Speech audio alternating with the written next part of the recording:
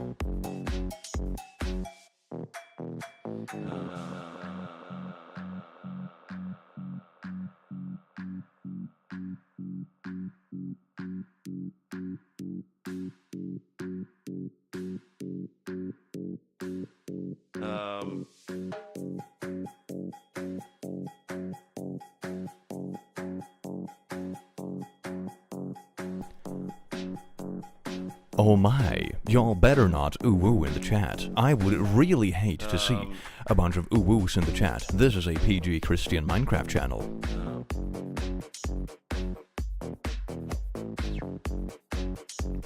God damn it, this is the exact opposite of what I proposed. Gah.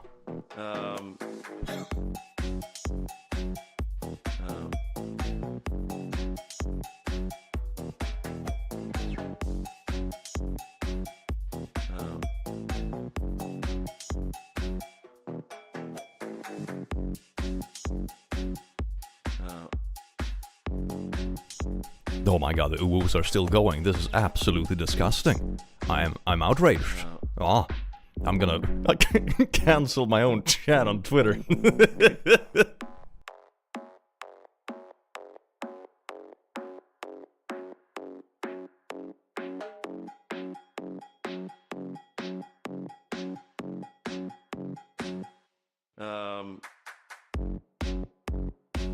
Oh no, it's so outrageous. Oh no, stop it. No!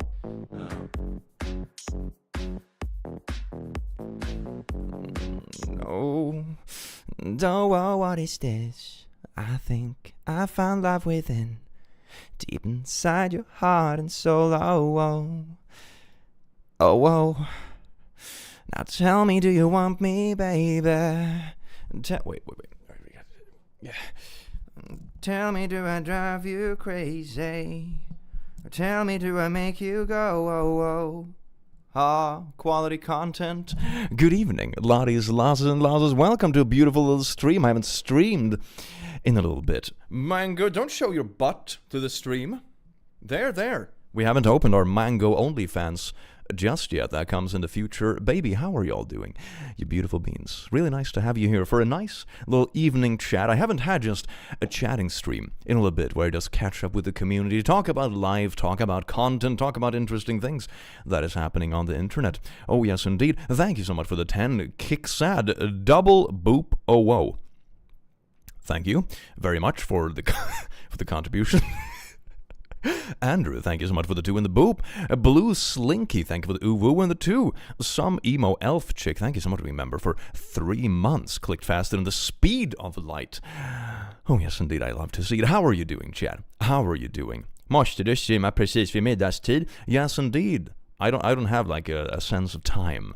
The beautiful thing, and also the horrible curse with being a... Why is it blurry? Why are you focusing on these faces? Come on, camera, please. I am supposed to be the main cast on this channel. Disgusting. Always find a reason to focus on something else. Oh my god, you're no longer the main character on your... The channel is literally named after me. My legal name is Click. My parents had very modern ideas. So anyway, how are you doing today, chat? Both the positive thing and the curse about being a creator is that weekdays and time doesn't really mean that much. It can be both very positive and very annoying when you're trying to sync things. But for example, weekends mean nothing. It can be like, oh wow, today's Friday. I know I'm supposed to feel good about that fact, but I feel nothing. I'm empty and dead inside. That's the beautiful thing about being a content creator. Although, to be fair, I must say, compared to a lot of my content creator friends, my sleep schedule is actually pretty decent. I go to bed at like midnight at the latest, and I wake up at like 8. So my sleep schedule is actually pretty good for being a content creator. Some people are like, oh, I sleep until 3 in the afternoon, and then I stay up until 6 a.m., and then I go to sleep. It's like, it's completely bonkers. And then it's like sometimes it's every other week, so it's impossible to synchronize with people who are creators, because even if they're a different time zone, that doesn't mean that they sleep when their time zone is happening. It's absolutely nuts sometimes. It's beautiful. Looking at you. I mean, I don't even have to mention the names because, like, everybody. Looking at you, everybody. So anyway. Oh, yes, indeed. When is the cervix duck coming? The cervix duck? You mean cervix is some...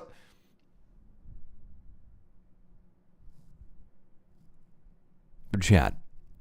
Chat, please. Please. Chat. Chat, for the love... Chat, please. Please, we're not making a cervix duck, chat, okay? Okay? Please, for the love of God. For the love of God. Anyway, speaking of cervix duck, I actually did get a first pitch for the look of it. Let me see if I can bring it up on screen.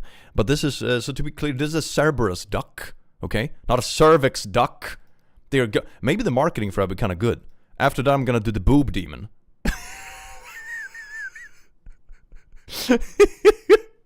It's gonna be so bad. I mean, we also have the glow-in-the-dark demon. Let me open up some of those pics as well. It looks very beautiful. I always showed it on Twitter, so it's not as exciting. But, and it's also like a character that already exists. Let's see. Let's bring it up, baby. Let's bring it up. But it looks really cool. It looks... Oh my god, that was not me. I promise you that. Okay. Okay, let's see, baby. I'm gonna open up a bunch of pictures here. So give me a sec. I'm pretty old, so this takes a while.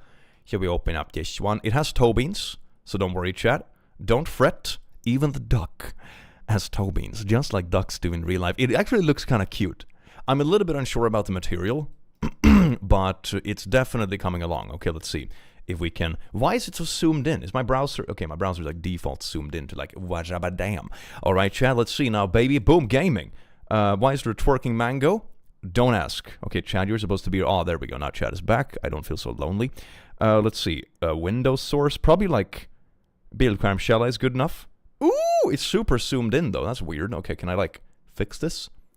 Okay, that's pretty good. That's pretty decent. I'm just gonna zoom it in a little bit so we don't have all the borders.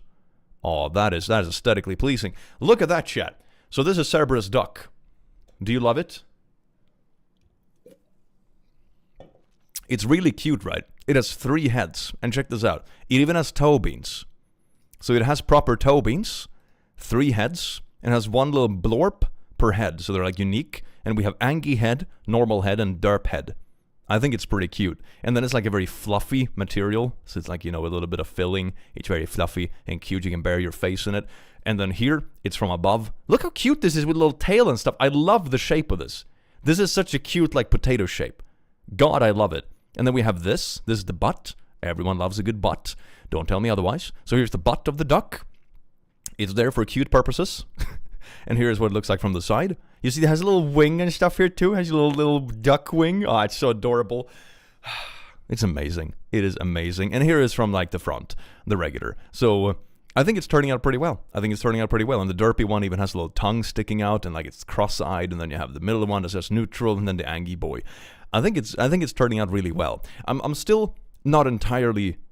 I'm not 100% yet. It feels like there's something that is like, there's something missing, if that makes sense. I'm not sure if like it's the eyes that needs to be bumped up a bit, or if it needs like, something slightly changed in the color scheme. I just feel like there's something that could be a bit better, but I'm not entirely sure what it is yet.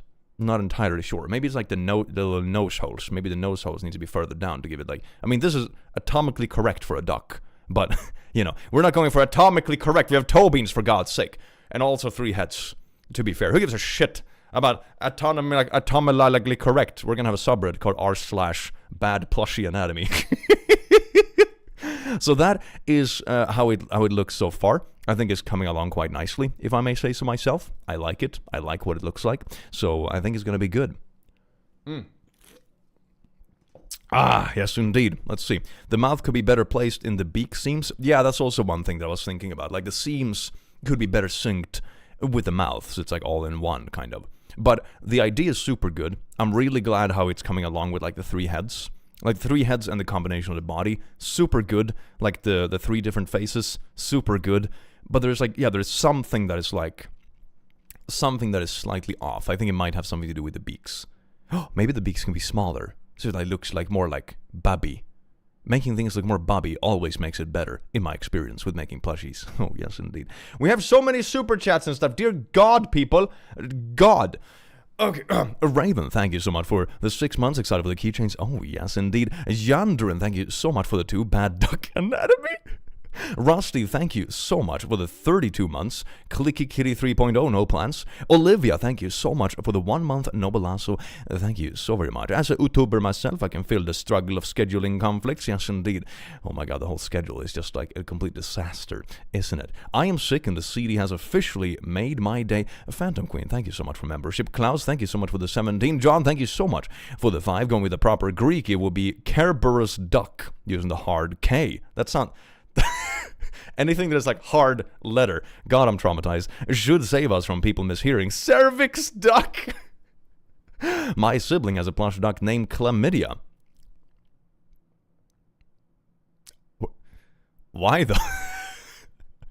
Woo! My afternoon rest went to crap 2 days in a row. Flash, thank you so much for the 17 shekels. You beautiful being. Praise the duck blue, Slinky. Thank you so very much for the 5. So yes, indeed, chat, that is the Cerberus duck. But right now, you can actually get these 2. They're little babby plushies. And then in the very near future, let me actually switch back to super important plushie screen real quick. Super important plushie screen, go!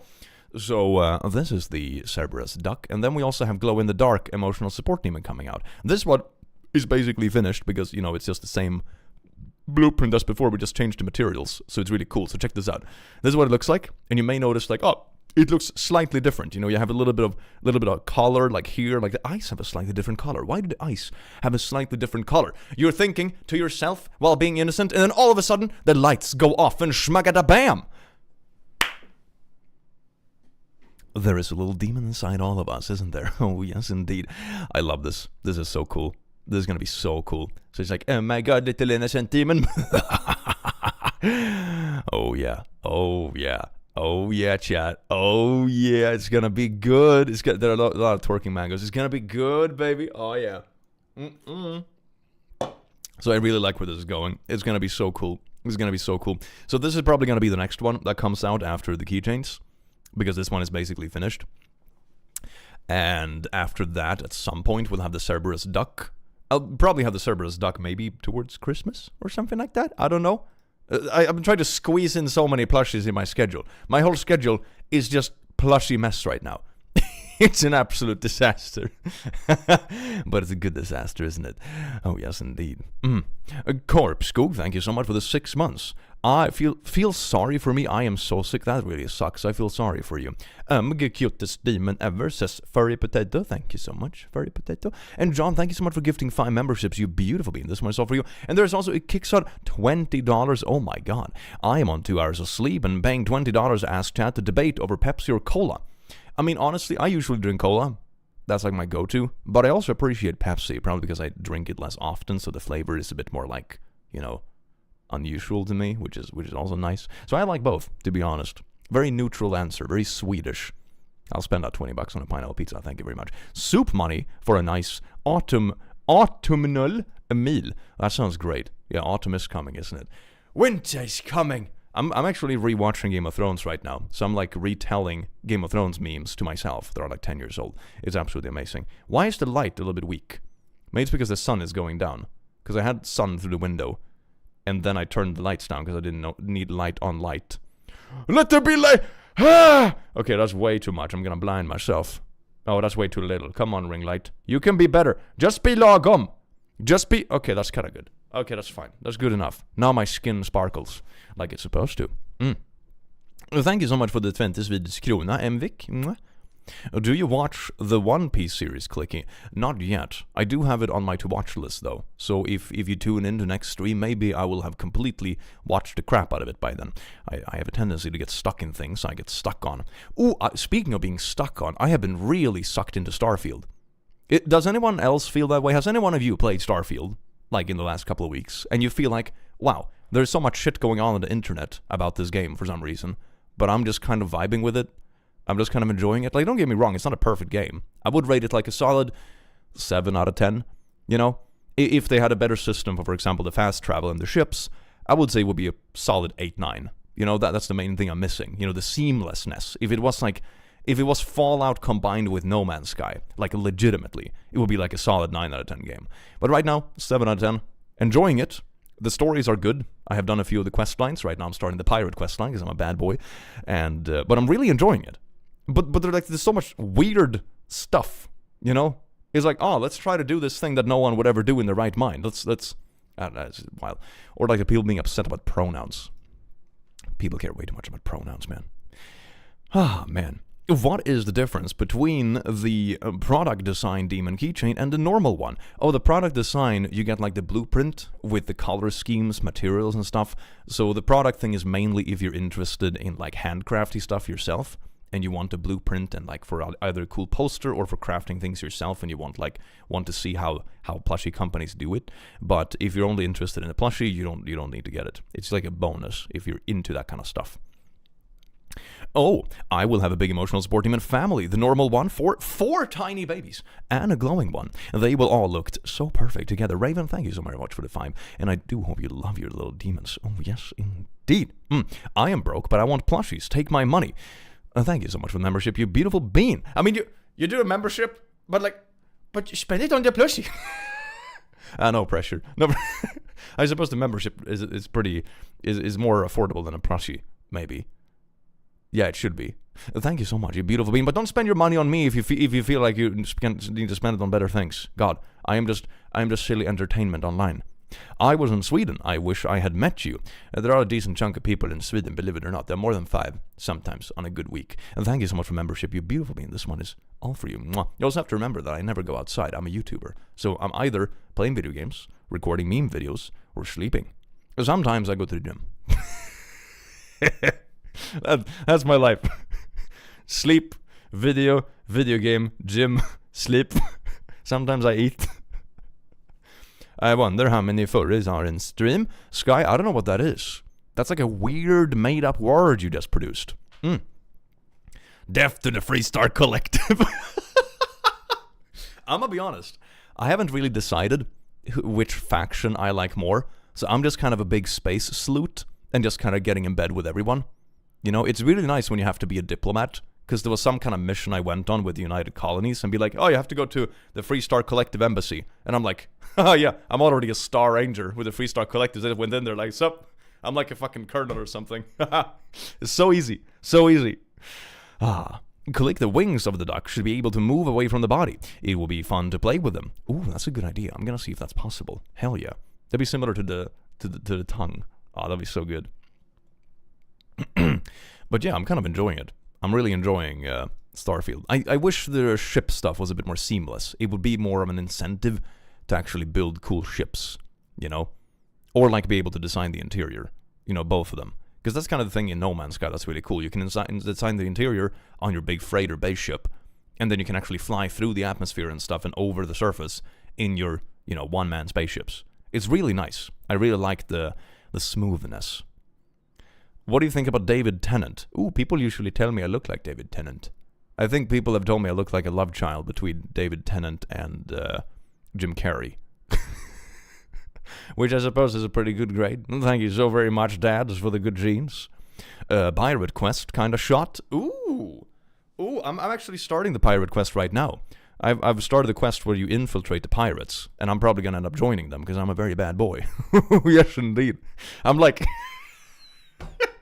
I feel like in this game, I'm doing all like the evil choices, you know. A bit of a spoiler, okay? This is spoiler warning, so cover your ears for the next minute or two if you don't want something spoiled. This is like a side mission, like on the fringe of the galaxy somewhere, but so if you don't want a spoiler, cover your ears for a minute. But there is a quest where you go to a planet, you gotta get a distress beacon, you go to the distress beacon, it turns out to be like a city with clones. So they're cloning like big historical figures from Earth. And you have like old kings, you have like an old American president, and you have Genghis Khan. And at the end of the quest line, you choose which one to kind of release into the galaxy. And of course I chose Genghis Khan. And the most funny part, at the end of the quest line when you go into the computer, there's like the scientist before he died being like, oh, I think you have to take care of yourself now, everyone. I hope it's this other person who is not Genghis Khan that made it here. Oh, that would be the best bet, you know, to avoid death. And I'm like, yeah, I didn't pick that one. It's beautiful. I make all the worst choices. Oh, yes, indeed. I am creating a bow tie collection. What style should I hunt down as the next challenge? Ooh, that's a good one. If you don't have like a caramel looking one, you should go for that. Thank you so much, Klaus, you beautiful being for the 17. Seth, thank you so much for being 4 months member. Will you do another Hell VIP? It's actually out right now. I was just trying to figure out the shipping because it was a bit pricey. But let me actually check. Hold on. I actually have a new like merch store that is up, and the pins are there, so you can actually buy them. I just haven't really linked it anywhere because the shipping was a bit pricey. So let's see. Can I go to my shop? How do I go to my shop? The click? Do I just click on no? Oh, there it is. Whoops! I managed to find my URL. So here it is. I have a little sticker sheet as well. Absolutely gorgeous. So I'll post it in the chat. Here you go. Blah, blah, blah, blah, blah, blah, blah. There we go. There you can find the pins. So I just haven't published that one yet because I want to do a few more things with the merch store. I need to, well, fix the layout. And I need to add like some, you know, shirts, stickers, the basic kind of stuff that I already have designs for. I just haven't done it yet. But that's where the pins are right now. And then also Makeship reached out to me about pins. I was thinking about making pixel emotional support demons, the pixel art from r/place. That'd be really cool in like different colors, like red, purple, green, yellow. It would be super cool. So yes, indeed. So you can get the pins there. Both of these ones. Both of these bad boys. Oh, yes, indeed. They're both available, so you can get them there. The shipping was a bit pricey last time I checked. That's why I haven't published it yet. But I think maybe they fixed it by now. It's still not optimal shipping for people outside the US. I think they ship from an American warehouse. So if you ship to Europe, it's like $5 shipping or something, which is meh. But when I first launched it, it was like $20. It was a bit silly, but I think they fixed it now. So now it's like reasonable levels, but I'm going to see if it's possible to combine it better. I wanted one keychain, but it would have been lonely. Then it just looked better with more, so I bought 4. I have a problem. Raven, that is a good problem. That is an excellent problem. You should stream Baldur's Gate. I haven't actually gotten into it. It looks really good, though. I've been nerding Starfield. That's been my sinful behavior for the last couple of weeks. So you know that, if there's a video game that has recently released and Click has been less active on social and stuff, it's because I'm playing the video game. I had the exact same happen when Elden Ring came out. I felt myself just working less for like 2-3 weeks while I was finishing the game. And I'm not really like a gaming streamer either. I always tell myself that, oh yeah, I'm gonna make so much content on this new game, and I just be like, nah. I'm just kind of vibing on my own. It's nice.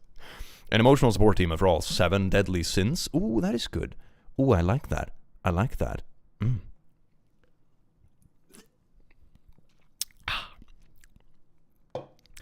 Click, how much of a squish factor does each of the plushies have? It's a pretty good squish factor. You can do this. Look at this. Little Mungo. He's so flat. He's a flat little boy. And you can do the same thing with this. It's amazing. A lot of squish factor. Hey, Click, what's your thoughts on the Resident Evil games and Devil May Cry games and any of your favorite? I haven't really played them, to be honest. I never got into them, because I think I played a bit of Resident Evil with a friend of mine on a console, but I never liked it. I always found the controls and like the cameras way too clunky, because I was used to playing other zombie games like Call of Duty Zombies and Left 4 Dead and stuff, and compared to that things, it just feels like you're, I don't know, it feels like you're playing while tied up. It's really weird, so I've never gotten into it. I find myself struggling with the very linear cinematic zombie games, sort of. Maybe I just were unlucky with exactly which one I tried, but for me it was very meh. I liked Uwu Cup. I keep one at work. Oh yeah, I need to transfer those too. Thank you for reminding me, Mark. You beautiful bean. Beautiful name. Oh yes, indeed. I still remember the Uwu Cup. I designed it while sitting in the back seat of a car traveling through Europe like 5 years ago. And I was like sitting with a touchscreen or something on my laptop, like, okay, let's draw the eye. Let's draw this one. So beautiful. I hope you're having a good day. Sid, thank you so much for being a member for 3 months. Mwah. How are quick? I love your videos. I'm so glad I was able to catch this stream. I've been sick and you've been helping me with your videos. Thank you so much for existing. Oh, my pleasure. Thank you so much for the noble answer. You're beautiful being. Mwah. If you make it before March, a lust demon would be awesome to accompany me and my fiance as we go to... My apologies for Comic-Con. Ooh, that sounds fun. I'm not sure. Very difficult to plan so long ahead exactly when the plushie is going to be released, but keep an eye out. Oh yes, indeed. Pride Flag ESD when? I have been thinking about doing something like that. Like a rainbow-themed plushie, and just do it for charity. That'd be super cool. I love the idea. I just haven't really had time, to be honest. I feel like that's kind of the issue nowadays. There are so many cool ideas and stuff happening, but... sometimes I just feel like I'm drowning a little bit. It's part of it is a luxury problem, you know, because part of it is like you get to choose what to do.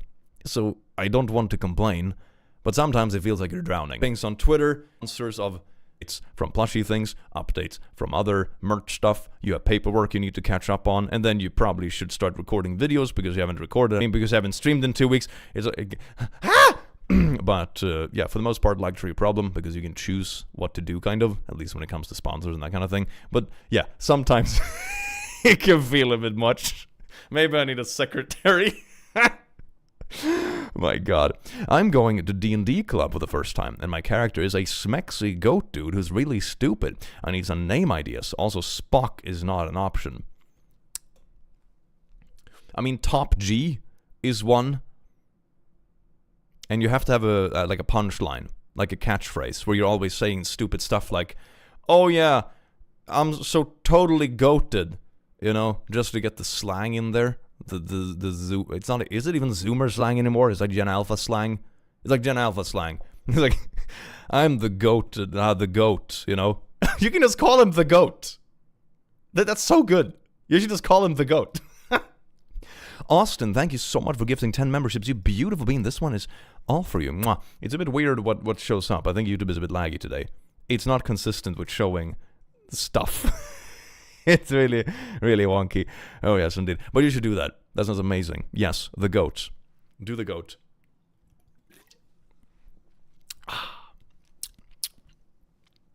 Click here to streamy we miss lagging. Sounds like a you problem.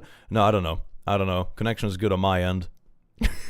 Try refreshing if that's the case. There's nothing I can do really. But yeah, I am seeing on my end that like the graph and stuff is really laggy. So I think YouTube is just really bad today with live data and feeds. Sometimes it just does that. Would you like to talk a bit about your music? I've been enjoying a lot of it, and my favorites are Cold Heart, Blue Eyed Devil, and Kid. Ooh, those are old ones. Jeez, I didn't even have a proper like audio setup when I made those. What's your favorite? Most challenging? Most fun? New plans? Ooh. It was my favorite of the songs I made. That's a good question. Maybe like Watch Me Go or whatever. I really like those ones. They're a bit newer than that's when I actually started getting down like somewhat proper production and audio recordings, and I had real equipment. Some of the earlier ones was like, yeah, I have a single microphone in my bedroom. Yeah, let's try it. But it was fun. It was fun how fast you progress in skills when you actually put time into it consistently for a while. Because I think my first few songs mentioned there to like the last few ones I produced. I still produce it a little bit, but nowhere near the same amount of time investment.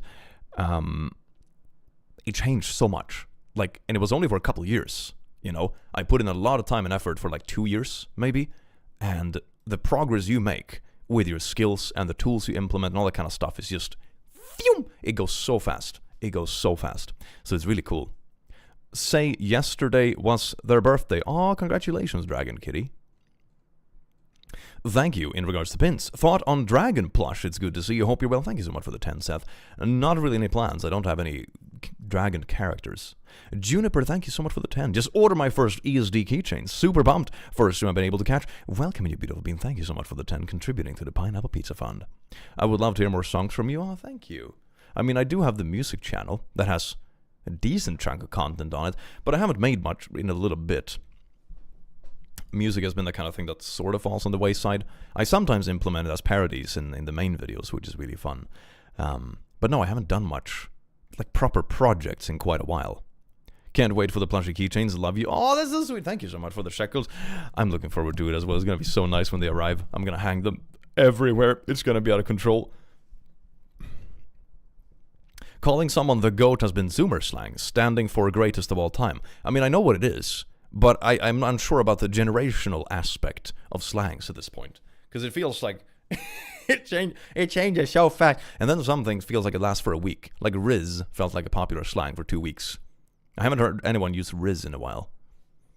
Click, please. I thought this was a drama video because the name got so scared for a second. No. Drama's... I mean, there's been a little bit on Oz's end. I hope he's doing fine. Been talking to him a bit about it and that kind of stuff. He seems to be doing better, which is good to see. I hope he gets back on track with this channel because that kind of stuff is... It's a really heavy weight after so many years. And I really wish him the best. I hope he does well with it. I mean, it was difficult enough as someone on the other side of the Atlantic, just trying to break free from someone like her. I can't imagine what it's like if you're, 10 years younger and actually physically close to them. Like, fuck. That is so bad. So I hope he gets out okay. I still hear Riz quite often. Really? I haven't heard Riz in quite a while. I did use it for a video title, though, like a couple of months ago. I felt very hip. I got Kitty Tinder based on your reading AI script. That is amazing. That is so good. Hell yeah. I love AI scripts. I need to do more of that stuff. It's so fun. It's so fun. How much do you think a ducky will cost? Probably the same as the previous ones. It's like $30 or something like that. The same as the other ones. Maybe...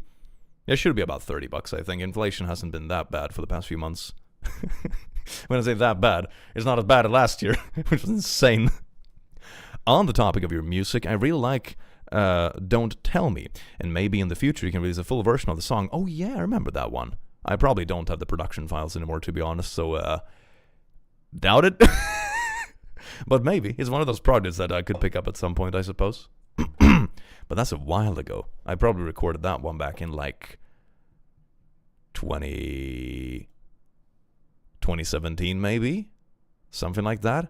Time flies so fast. When I hear 2017, I think like, oh yeah, that's a couple of years ago. I think that's 6 years ago. Shite, it goes way too fast. My friends always use Riz in my teens, but had to look up. Yeah, the thing with my friends is that they're too old, so no one would understand slang anyway. The only reason I keep up with it is because I have Twitter. It's like, yeah, bro, that's some Riz right there. Did you Riz up your girl last weekend? It's like, bro, we live together. What the fuck are you talking about? Absolutely beautiful. Yes, indeed. Let's see now. What do we have? Interesting things going on. Stop making me feel old. It's okay. It's in a good way. I was at like a party at uni a little while ago, because they have these like reunion big party kind of things where alumni are allowed back for some reason. Big mistake. And this was the first time I went back to it, because I didn't go during COVID, obviously, but I went there before COVID, like back 2019 probably last time I went. But between then and now I felt really out of place. Because back then people still knew who I was, because I had been a bit active during my student years, and the people who I introduced to the student world were still kind of around. So it was pretty fun. Nowadays, the people I introduced are like the people who introduced the people who introduced the people who are there now. So I'm like a grandpa generation in that world. So I came in there and be like, yeah, I don't know anybody. So that felt really like, damn, so much changed. And it's only been like, 3 years since I was here last? 3 or 4 years? So fuck. That changed quickly. Jesus Christ. But yeah, for the most part though, getting old has been a pretty good thing. I'm gonna be honest. I wouldn't want to be that age anymore. It would be too out of place. I think the only time I've felt any sort of regret with that kind of thing, which hasn't happened yet at least, is probably when you haven't done something that is very particular for that chapter of your life. For example, when I was a student in uni, it was a very fun time because I think I grew up a lot during those years, and you meet a lot of people, you find yourself, etc., etc. But by the end of it, I remember feeling really done with it. And not like in a bad way, not in a frustrated way, but just like, oh yeah, I've done everything. There is no, mystery or exploration left to be done. This is, I've done what I wanted to do and I'm fine with it. So I remember a good friend of mine and myself went to like all the events and parties and fun things for the last 6 months we had left at the uni, because we just wanted to feel like, oh yeah, this is our last hurrah. We're just going to make sure that we do everything so we don't like regret anything or miss it. And by the end of that like hurrah, we very much were on the page like, yeah, we're very done. And that felt good, because then it felt very natural to move on. There was like no regrets. There was nothing that, this is something I really wanted to do while I was here. It's like, no, I'm very done. I've done everything I wanted to do. So I think aging in general, or rather jumping between life chapters, I suppose is a better way of calling it, feels pretty good if you have done what you wanted to do. And I think that's the thing. Like, I wouldn't want to be 20 now, because I did everything I wanted to do when I was 20. In a way, of course, you can always, find things to have fun with, or, there is less stress about certain things in life or whatever. There's always pros and cons to every chapter of your life, don't get me wrong. But when it comes to that specifically, like everything around it and how life works, I wouldn't want to go back, because I felt done with it back then. And I think I still am. So I think that's usually the key to it. I think it's the same kind of philosophy when you reach the next part of your life, which is probably where I'm heading at some point in the next few years, which is like family life or settling down and that kind of thing, where I think it feels very natural if you feel like you really want it and you're kind of done with the stuff that comes before. If you're like, okay, I've done the things that are easy to do while I'm just a free young man, but now I want something more from life. And I think that's the way to think about it. It makes it feel less of a crisis and more natural. I was so mad I got the plush right after I learned about... Oh no! It's now my dog's favorite chew toy! Collection with that. Oh my god, I hope your dog enjoys it. Jesus Christ! Scully, thank you so much for being a royal ass. You're beautiful being. This one is all for you. Mwah. Click. Your thoughts on a job that you were offered is above your experience levels, pays okay, and can give you two opportunities in the same field elsewhere, but doesn't align with your ethical values. I mean, I wouldn't take it, but I'm also in a very privileged position. If I compare it to something I experienced recently in a similar line, there was a sponsor going around last fall on YouTube called Established Titles, and it turned out to be a little bit scammy. It wasn't super obvious at first, but it turned out essentially what it was: you buy a diploma that says you're a lord in Scotland, and most of the money was seemingly going to charity and, tree planting and all that kind of good stuff, environmental causes. But then when people started digging in it more, it turns out that the budget wasn't really lined up the way it was presumed to be. It was like, an order of $50, 50 cents of that was donated to charity or something ridiculous like that. I don't remember the exact number, so take it with a grain of salt. But it was basically a cash grab. And I had a couple of sponsors on it on my channel, and I removed them and also donated my profits to charity after I found out, so people wouldn't think I kept blood money, so to say, not to be dramatic. But the point is, I could do that because I was in a privileged position at the time where it's like, okay, the channel is doing well, I have a couple other sponsors as well, I can afford to lose this money and be purely ethical about it. Someone who needed that sponsor money, for example, to just pay their basic bills or rent, wouldn't perhaps be in the same position. Ethics is a privilege. in many ways. Same goes with ethical consumption, for example. It is expensive to be ethical. And even with that sponsor, I remember before I officially dropped them, they reached out because I think they also felt the walls closing a bit. So I remember they reached out to me with an offer that was absolutely insane. I have never, ever in my life seen that much money in a single email. It was ridiculous. I mean, even like the kind of shady offers I've gotten from, NFT shit doesn't even come close to the amount. They wanted to sponsor like 30 videos in 2 months or something. It's more than I produce. Some videos would literally be double sponsored. It was insane. And you can imagine the compensation that comes with something like that. It was ridiculous. And of course I turned it down. But that's also because of ethics. Because I could afford to turn it down.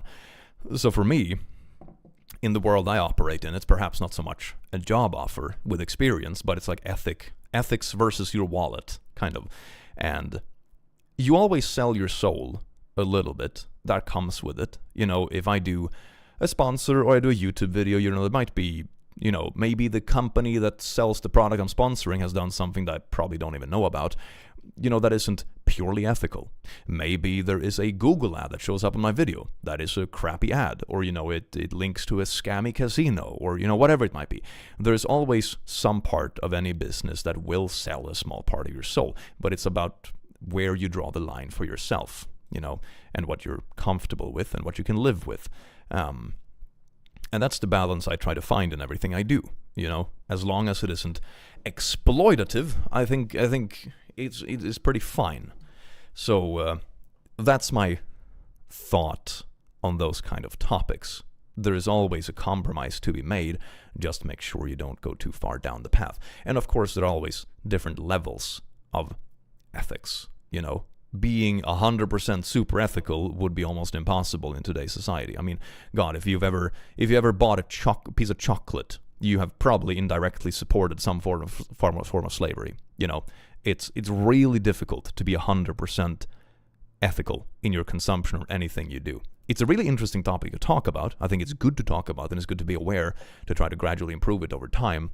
But it almost falls into that kind of meme where it's like, oh, you criticize society, but yet you partake in society? Curious. It almost falls into one of those categories, where if you want to be part of modern society, parts of it will be unethical, either for environmental reasons or because reasons that something you buy is produced somewhere, or that one little piece in your phone that you don't even know exists has a rare mineral that only comes from a particular place where there are basically slaves working in a mine.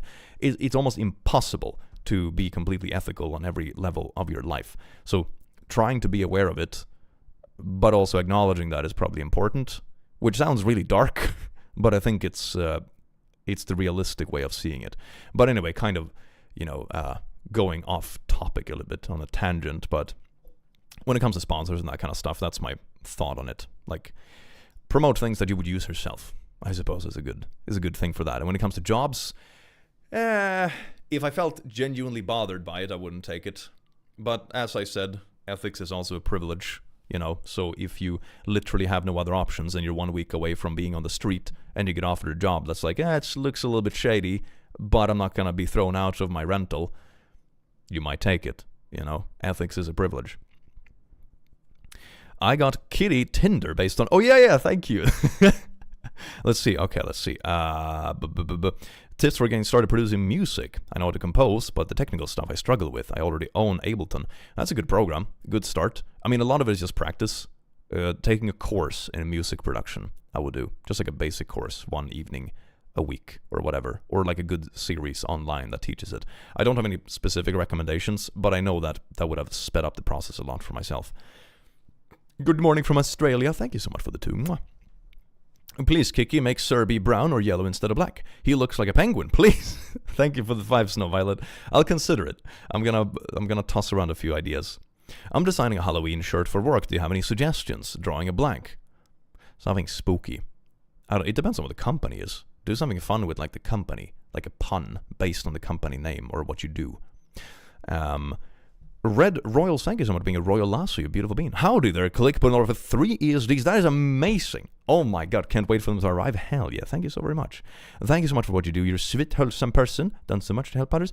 I mean, I really just produce content, honestly. If I can put some good vibes out there, that's like, mwah, beautiful. Thank you so much for the 5. A Bedrock Smasher, thank you so much for the 1. I'm a little late, but hello, my gender envy. I swear it's a compliment. Came from a daily dose of wholesome. Hell yeah, welcome, and you beautiful bean. Oh, yes, indeed. Absolutely beautiful. Let's see, I gotta catch up with the chat. Hold on. What if Coke did a sponsorship with Click? Does he prefer their cola over Pepsi? Ooh, good question. I mean, yeah, I probably would. Like, I've sponsored things before that, I actively use competitors too. I remember I had, was it Raycon, I think, that were, like, at one point being like, oh my god, you can't wear these headphones in the sponsorship. And I'm like, these are the ones where I hear what I'm recording, you know? It's completely different purpose. These are not competition with Bluetooth earbuds. But of course they don't, freaking, the person sending the email don't get that, I suppose. That's the downside with doing sponsors sometimes. You're not actually talking to someone that has like, how should I put it? Deep insight, if that makes sense. They just have a sheet they go off on and be like, you're supposed to say this, and be like, but this doesn't make sense. And they're like, this is what we're ordered to do. It's frustrating when you run like your own little biz and you don't have to listen to what someone else really says, but then you're back at that when you work with people. Sometimes it's like, God, this is the kind of brain dead bullshit I wanted to move away from. But it's like a very minor problem. It's kind of funny to see the contrast. On a scale from 1 to 10, how gay are your viewers? Click that. A scale from 1 to probably 11. Jesus Christ, man. How's the weather over there? It's starting to finally be fall tomorrow in France. What do you mean finally? I mean, the summer here was pretty garbage. The fall has actually been pretty good. I've been jogging a lot, which is nice. It's been like 18, 19 degrees and somewhat sunny. So it's been a pretty good September, honestly. New subscriber here. My wife and I fall asleep to your videos, laughing and chatting about your stories. Thank you for being such a joyous ending to stressful days at work. Thank you so much, Duncan. That is so wholesome. I love it when people watch the videos together. That gives me such a wholesome picture in my head. That is amazing. As a gay viewer, you aren't wrong. Fellas, is it gay to be gay? The big questions.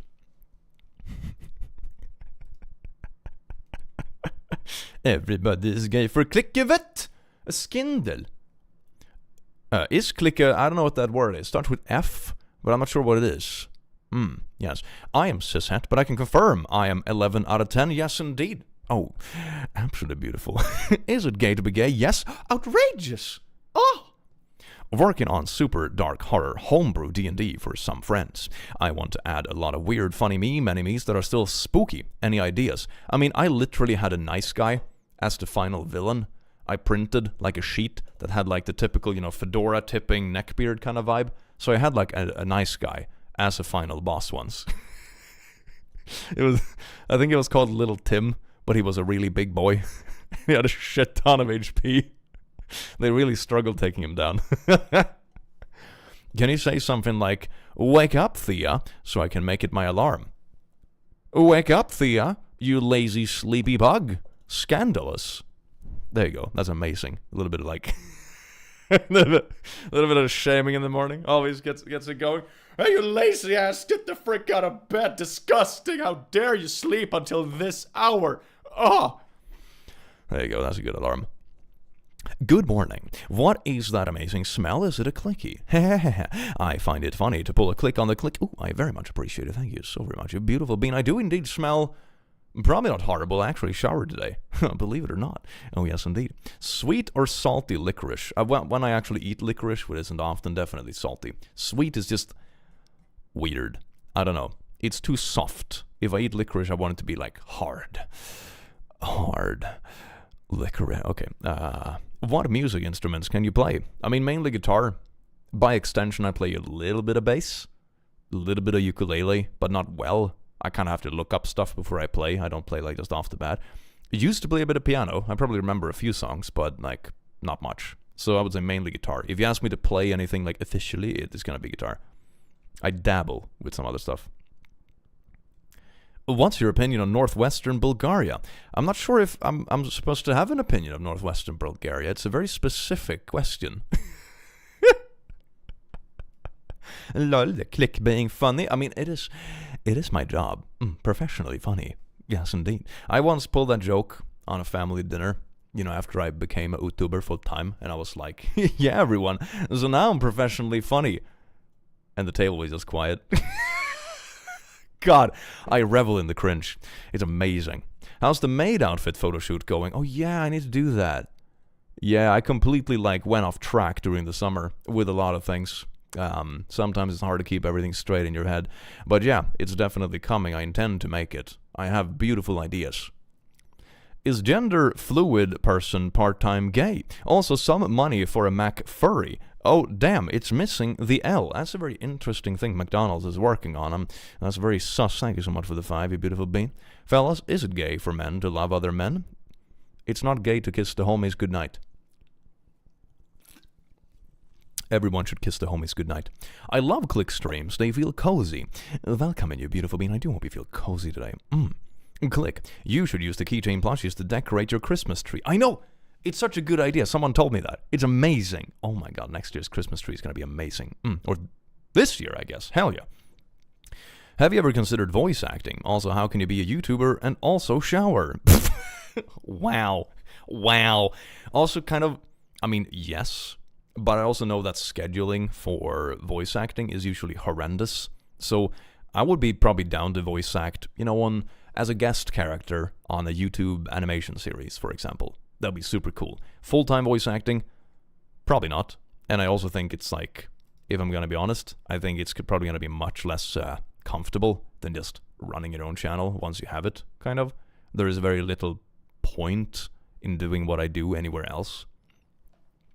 But, like I said, guest appearances would be super fun. But full-time voice acting, nah. I've heard some horror stories. The click is handsome. Oh! Ooh, very nice. Oh.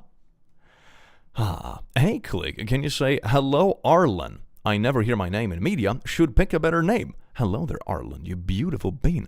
Oh yeah, the struggle. Imagine having a super local name from Sweden or something like that. Hello there, Bjorfluff.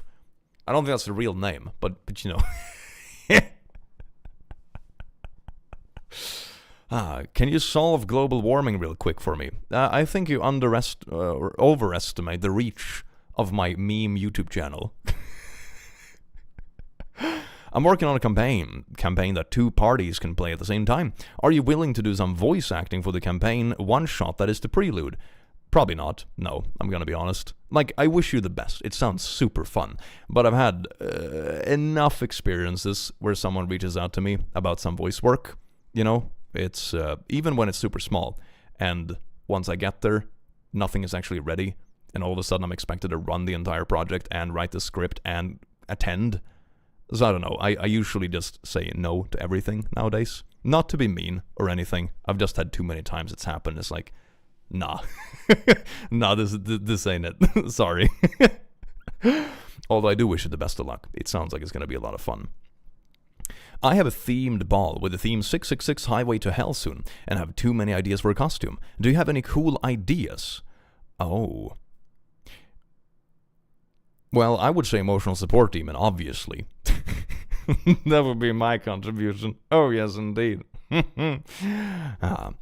Have you played Baldur's Gate 3, or would you want to? I haven't played it yet. A lot of friends play it, so I'm probably going to get into it at some point. The only downside is I'm already way too deeply entrenched in Starfield, and I cannot afford the time to nerd at 2 games. 1 is more than enough. I'm already messing up my schedule. God. Have you ever played Hollow Knight or Wobble Dogs? Would you ever play them on stream? I'm not sure if I know what it is, so I can't really promise anything, but I might look them up. Love your videos and love my mango. Thank you, Click. Oh, I'm glad you really love the mango. That is absolutely amazing. Oh, yes, indeed. Bramble the Mountain King. No idea what that is. Stop spamming. I've seen your message 10 times. Stop spamming. Spamming isn't welcome. Shit. Oh my god, Wobble Dogs is an amazing... Now I need to look it up! Wobble Dog... Ooh, that looks really derpy! Wow. I love... Oh, is it like Q-Wop, but like puppies? What is this? Wobble Dogs. What's the description on this? A 3D pet simulation where you raise your own personal hive of mutating dogs, physically simulated all the way down to their guts. Wobbledogs is a casual and chill sandbox for players of all ages who want to care for their very own virtual pets in a surprising, unique, and stress-free environment. Ooh. That sounds it sounds like Tamagotchis, but like really cursed. That sounds intriguing. That could be cool. Wobbledog sounds like a challenge where you slowly give the dog alcohol and see how long it takes them to fall over. I had a dog back in the day that accidentally drank alcohol. This is like many, many years ago. So someone had like dumped a half-full can of beer, like strong beer, somewhere. The dog managed to find it somehow and like took it with him and like slowly drank it. It rolled it on the side and was rolling it with his paw, so the exit of the can comes down every lap. So it's like... And by the time we found it, he was already kind of drunk. So the dog was like waddling out and be like, and then I just fell asleep. Oh, poor little puppy. So I decided to buy both ESD and Mango keychains. I couldn't just buy one without the other. They're siblings, after all. Gonna keep the siblings together. Oh, yes, indeed, Twilight. Thank you so very much for keeping them together. Look at them. They're so cute. Mwah. They belong together forever. Forever. Okay, speaking of D&D, not gonna change it, but how would you feel about a campaign where if the players die, they go back to the beginning of the campaign? I'm not sure about... Do you mean like a party wipe? Or do you mean like individual characters, like you have a respawn point? Like, do you reset the story when one person dies? Or do you reset the universe when everyone dies? Or do you mean a respawn point? Because I'm unsure about all of them, because one sounds really repetitious, and the other one is basically never split the party. Never, ever, ever split the party. It's a nightmare. So I would say probably no. At least with the parties I have ran. Never split them.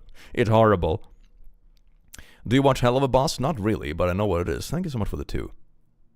Ah, yes, indeed. Have you played Terraria? Oh, I used to nerd the crap out of Terraria a couple of years ago. It was so good. I mean, I started playing it basically when it came out, way back in the day. And then I've just gradually nerded it even more every time there's an update. I think there's one update now that I haven't played, so I should get into it. I haven't really streamed it, though, because it's like too tiny to stream. If that makes sense, you can't really see much. I think you can adjust the size of things nowadays, but I've always found it difficult to make it look reasonable on stream. Your meme videos make the best pre-adult smuggle distractions. Oh, smuggy. What is a smuggy? Well, thank you. It sounds like a compliment. I'll take it as one.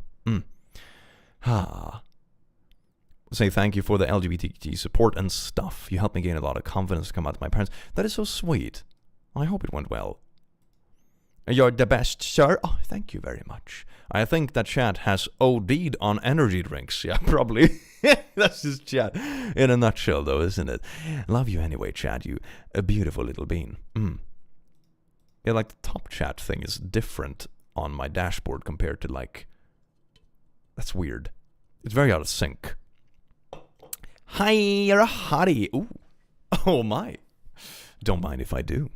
Yes, indeed. I never pay for heating during the winter. I just heat it up myself, baby. I feel that bi is double gay, not half gay. Pride supportive cishet is triple gay, and ace is gay gay. Gay gay. Wait, how is ace gay gay? It needs to be like... How is it gay? What? No, that doesn't make sense mathematically. No, I love the thought, though. I see what you're trying to do, but it needs a bit more thought with the equation-ness, though. It needs a bit more thought. But thank you so much. I do love where this is going. It reminds me a lot of the gay werewolf theory.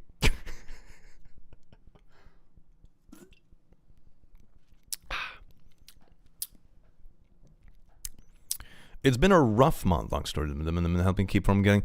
Aw, I hope you're feeling better. It's life sometimes does throw curveballs, doesn't it? The click känns som... I should just start streams where the title is just give me compliments, and I sit here for an hour and just like, this is good times. This is good times. So yes, indeed. My God, it's the click. How you doing today? I'm doing pretty well. Did some errands, collected memes for video, made thumbnails for other videos. One I'll probably release today. It's a whole up video. I was pretty happy with how it turned out. It was nice. It was one of those videos where I felt a bit meh while recording it. But then when I looked at like the finished version, it was like, this is pretty fun. You know, sometimes you have videos like that, and I hope people like it. And sometimes also I don't think it's not even noticeable. Like you can sit there and be like, I feel a bit iffy today, but that doesn't really show up on the camera. So I think sometimes you just connect things as a creator that aren't really there, you know? What's your opinion on the blah blah blah? You've already spammed that comment. God. I mean, geez, if you're gonna spam, at least spam something interesting. Fuck. Dude, I should be working now, but I can't help to listen to you while working. Hell yeah. That is absolutely beautiful. I do hope you enjoy the beautiful sounds. Would you ever do a D&D show? I think that would be fun to watch. I have gotten that question a couple of times, and the answer is probably no. I think if I was like a dedicated creator that worked more with tabletop or gaming or, well, D&D specifically, I would definitely do it.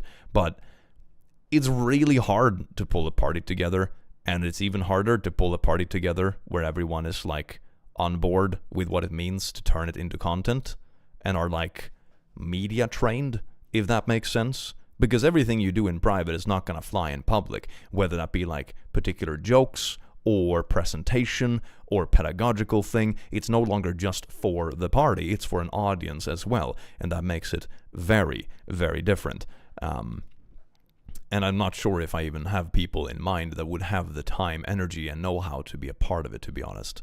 Like, I have real-life friends that are into D&D, but don't make content, and I have content creators that know how to make content, but don't play D&D. So it's like, I don't have any crossover. If you had to choose, would you be a full-time streamer or stay a full-time YouTuber? Nothing else changes, just curious.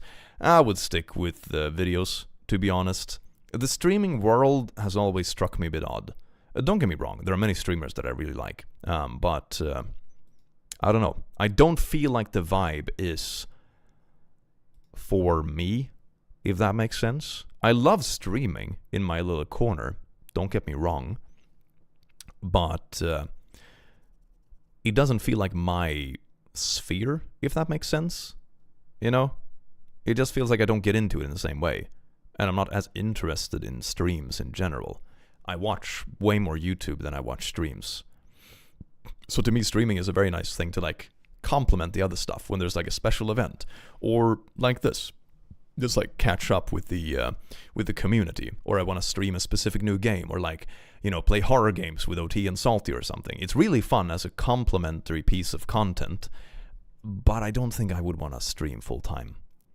I tried to push streaming pretty hard 1 or 2 years ago when I was doing more on Twitch, but never really got into it. You know, I don't think it's my jam. Are there any games you're looking forward to playing this year? I mean, Starfield, I've been playing a decent chunk. Probably gonna get into Baldur's Gate at some point. So there are some stuff I'm looking forward to playing, but not anything that isn't already out, I suppose, that I have in mind. Click, your videos are always great. Thank you so very much. My beautiful, amazing cast meme videos. I feel the same. Never got into watching streams in the same way as is watching videos. Yeah, I have had some experiences. That was more back in my more active Twitch days, where sometimes I could find myself vibe in a Twitch stream of someone I really liked, because the vibe is very much there. But this was more in like the small to medium kind of Twitch circles, where you're vibing in chats where there are maybe, you know, 50 to a couple of hundred viewers, something like that. Because it's vibey, or you know the person that is streaming, and it's kind of like a very fun interactive thing to have on your second screen while you're working or something like that. Super nice. But I haven't engaged with it a lot in quite a while, to be honest. Kaliki, do you collect your own memes? If so, how do you make a genuine reaction as if it's your first time seeing the meme? I mean, I do collect them myself. Which usually isn't that difficult, because I usually collect them on different days. And there are so many memes that go through like the system of the channel that I don't really, by the time I record them, I don't really remember all the memes anyway, you know? So sure, while something might be familiar, it's not like, oh, getting a phone call. Let's see, can I text this instead?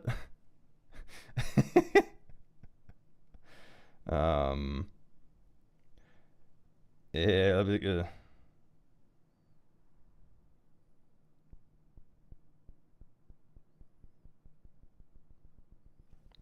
Okay.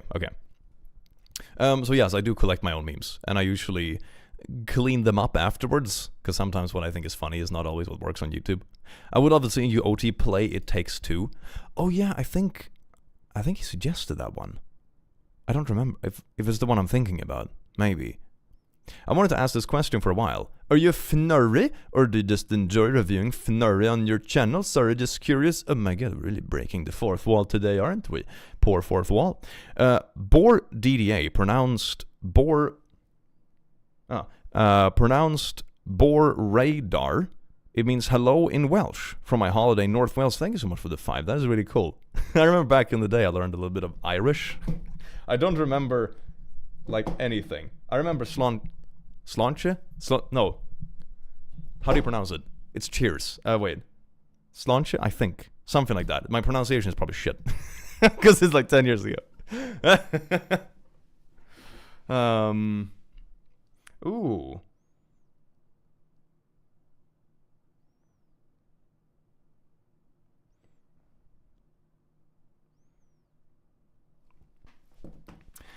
Let's see. Greetings from Finland. Oh my god, I know the best words in Finnish. It's kalsarikanit. So good. I love myself a bit of kalsarikanit. Just out of curiosity, and I'm sure you're given this due consideration, but do you have thoughts you would like to share about Bulgaria? Jesus fuck it, what is it? God. I swear to ass. What is it with chat today? It's like a 5-year-old on energy drinks. I swear to God. Oh, mango and support team and pillowcases or hoodies would be a good idea. I don't know if it would work, but throwing out ideas. Also got any ideas for the two going forward, if that's your real name. Click is my real name. Yes, indeed. I don't have a last name. It's only Click. It's pretty unique. Pillowcases, hoodies. Probably hoodies. I have hoodies in the past. I'm just working on redesigning some stuff. Mango? Oh, God. Oh, my arm, please, no. Oh, why are you always showing your butt to the stream? Oh my god, very suggestive. Ah, beautiful. First time catching a stream. Let's go. How is Ace gay? It's a stack overload. I've been bragging about my Swedish because I watched The Click, but I changed the topic when they asked me where I learned it. Oh, that's a good choice. That is a very good choice. It's like, oh my god, I know all about this. Unless there are follow-up questions, then I don't know nothing. We are 2, not 5. What? What does that mean? Magic Mika, thank you so much for being a lasso, you beautiful being. Mwah. Absolutely amazing. An ESD hoodie where the hood has face and back of hoodie has tail. That would be really cute. That would be super cool. I'm not sure what kind of company we're able to make that, because most companies that work with hoodies do like the print stuff. So it's like the color and the print would have to go through like an extra step of production to get the extra pieces on there. Are going to be Super Bunny Man with OT again? Ooh, maybe. Maybe. That could be fun. It was very derpy. I figured out how to destroy the physics engine, though. That was fun. Any advice on how to stay focused on a project? I have 2 that need to be done, 1 in 3 days for my mom. Also, is being a lesbian gay or not? Stay focused on a project. I mean, it totally depends on who you are. For me, it's usually in the beginning of the project, it's really easy to be motivated. Towards the end, it's really difficult. So the best way I found for myself is towards the end of the project, you like force yourself with like to-do lists, kind of. It's like, I have to do these 3 today, and then I'll do these 3 tomorrow, and then after a while you manage to finish it. That's what I did with songs, for example, when I was working with production. Because getting started on a song, being inspired and just adding instruments and stuff, super fun. Then towards the end, we're like, you're polishing everything, adding equalizers, balancing it. Oh god, it's so much. Then I had to do to-do lists because just cleaning up everything is really boring. Hello, Clicky, nice to catch you again. Akaru, welcome, you beautiful bean. Nudie Place, thank you so much for the lasso. And Smoky Heart, thank you so much for the 2. Mwah. Have you played any Pokemon games? Not in a while. Nuzlocke challenge? Ooh, I do want to play that. I have been meaning to do a Nuzlocke challenge. I just don't know which game I would do it in, because I'm more familiar with the old Pokemon games than the new ones, but I'm also not sure like how good Pokemon Gold would look on stream, you know?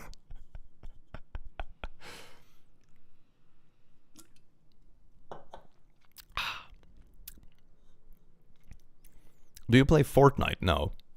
I was playing with the Inspo bot. Oh, it's so much fun. No schmecks for you. Oh, that's beautiful. That is beautiful. How are you feeling about the new FNAF movie? I can't really say that I have an opinion. How was your guys' week? So far it's been nice. Mainly just work and working out. Weather has been meh. So, not too bad. Meh. Pokemon Emerald is the go for Nuzlocking. Ooh, okay, let's see. Pokemon Emerald. Let's see. Pokemon Emerald version. Bulbapedia. Oh, yes, very nice. Oh, yeah, it's this one. Okay, that's cool. Yeah, that's probably like a good middle version. That's not the oldest one, but it's not like... Because the newest one was kind of weird, wasn't it? It's a little bit, I don't know, felt unfinished. Campaign ideas. So your ancestors killed EBB who cursed your bloodline, and his body split apart in various entities. You need to kill these giant mutated body parts to resurrect them and break the curse. That sounds pretty good. Sounds almost like a Warcraft campaign. My tip for staying focused is creating early time crunch by setting dates with a friend for review early to trick yourself into thinking you don't have much time left.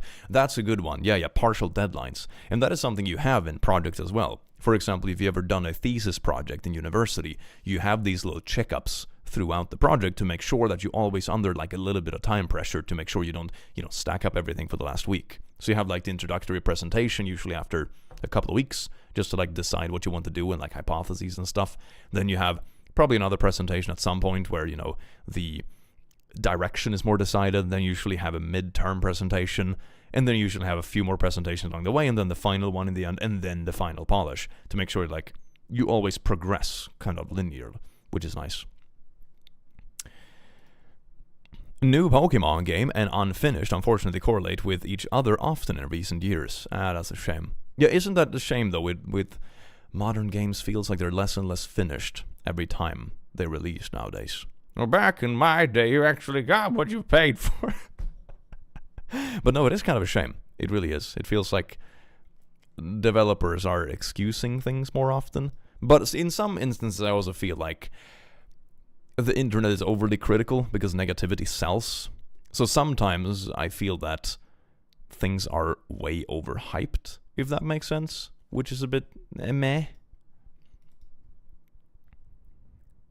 Hello everyone, how are you? I'm putting down some math stuff in my notebook to remember them later. Hell yeah, that is a good vibe. Have you ever regretted becoming a YouTuber? No, not at all. I mean, if you talk about just job and stuff, there are pros and cons with every job, but I don't regret becoming a YouTuber at all.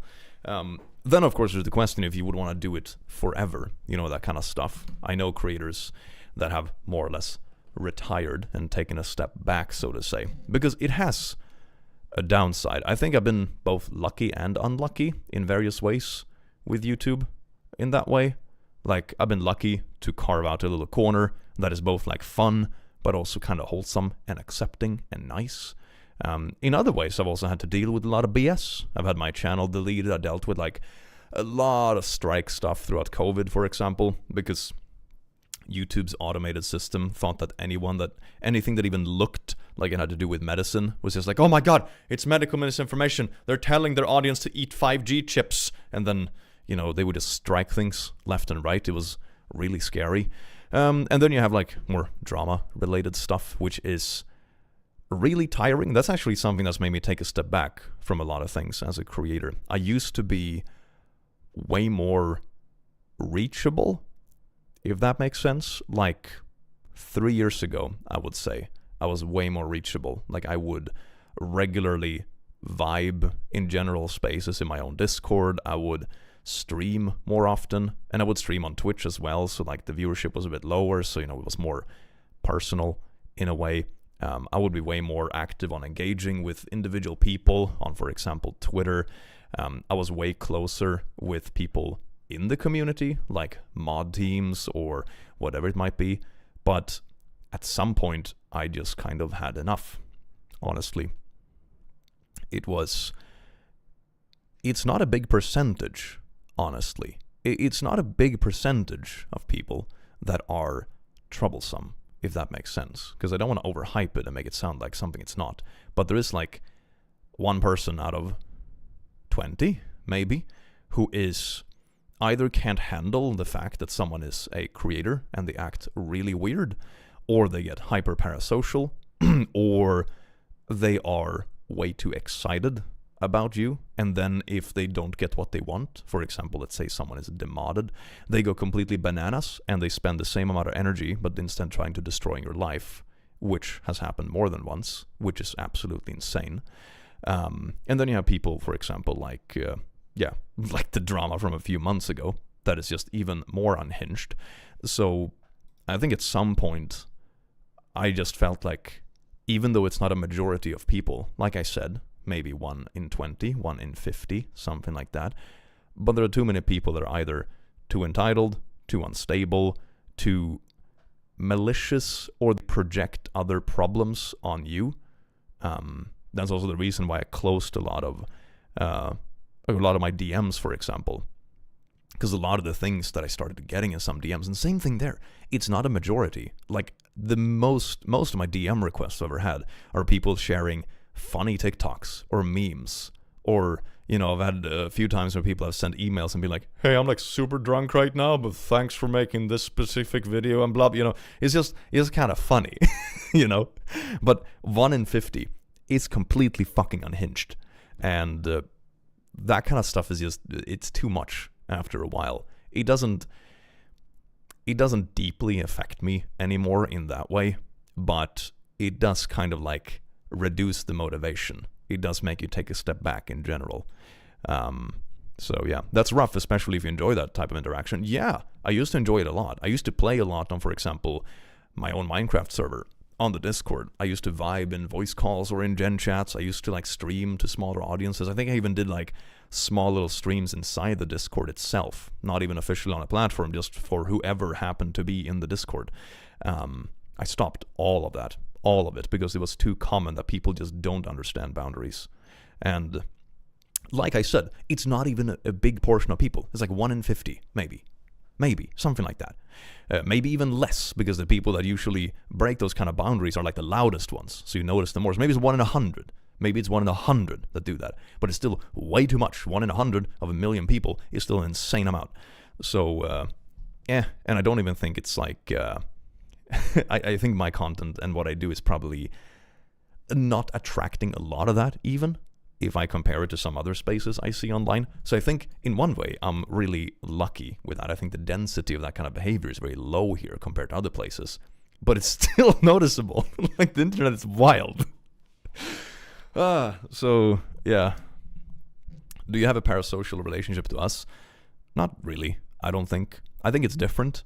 I think it's easier to develop a parasocial relation. I mean, I have seen instances where I think creators have a bit of a parasocial relationship to audiences, where they expect too much on a personal level, but I don't think so. I don't think I share enough to have that, if that makes sense. I share what I want to share.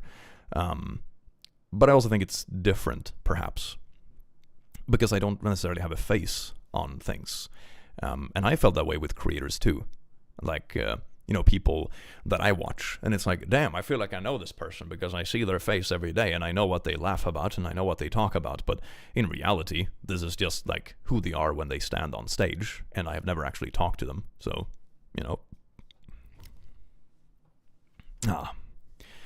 toxic gossip trains everywhere. Oh, yeah, it really do be like that. My God. No, that kind of stuff makes me like, if I ever want to like downscale what I do online, the first thing I'm gonna nuke is the Discord. Because Discord brings so much fucking problems. God fucking damn it, people can't behave on Discord. I don't know why. It brings out the worst in people, or maybe it attracts the worst people. And like I said, it's like 1 out of 100. It's such a bummer, because 99 of 100 people are just normal people there to vibe and have fun and enjoy themselves. And then you have like this one person out of 100 that just completely goes bananas, and it takes all the time and attention to fix the bullshit that they cause. It's oh my God, exhausting. And I suppose the lesson is, and I see a lot of creators do that kind of thing, where you reduce the amount of platforms where individual people that are troublemakers can devour too much of your time, because it's not really a sustainable, scalable thing. So, meh. So, in recent times, it's been relatively well, I think because I've taken a bit of a step back, but it's also boring, because it's something I like. It's something I really enjoy doing, you know? Like, genuine engagement. It's really fun, but, I don't know. Sometimes the wrong people take it the wrong way, I suppose. When will the pins return? They have actually returned. I just haven't linked the store properly yet. Here it is. The link is in the chat. So the pins are there. It was just a bit of issues with the shipping. So, but I think it should be good now. At least good enough. But there it is. It's both the pins, baby. Hell yeah, they're back in stock. So I'm just trying some different stores and manufacturers. So we'll see what works. Oh, yes, indeed. Simba. He's doing well. He's still chunky, yes, but he's doing fine. He's such a chunky boy. It's been a while since you posted any Facebook social media science video. When are we getting one? Ooh, that's a good idea. Let's see. Because last time I did check a while ago, but the problem is that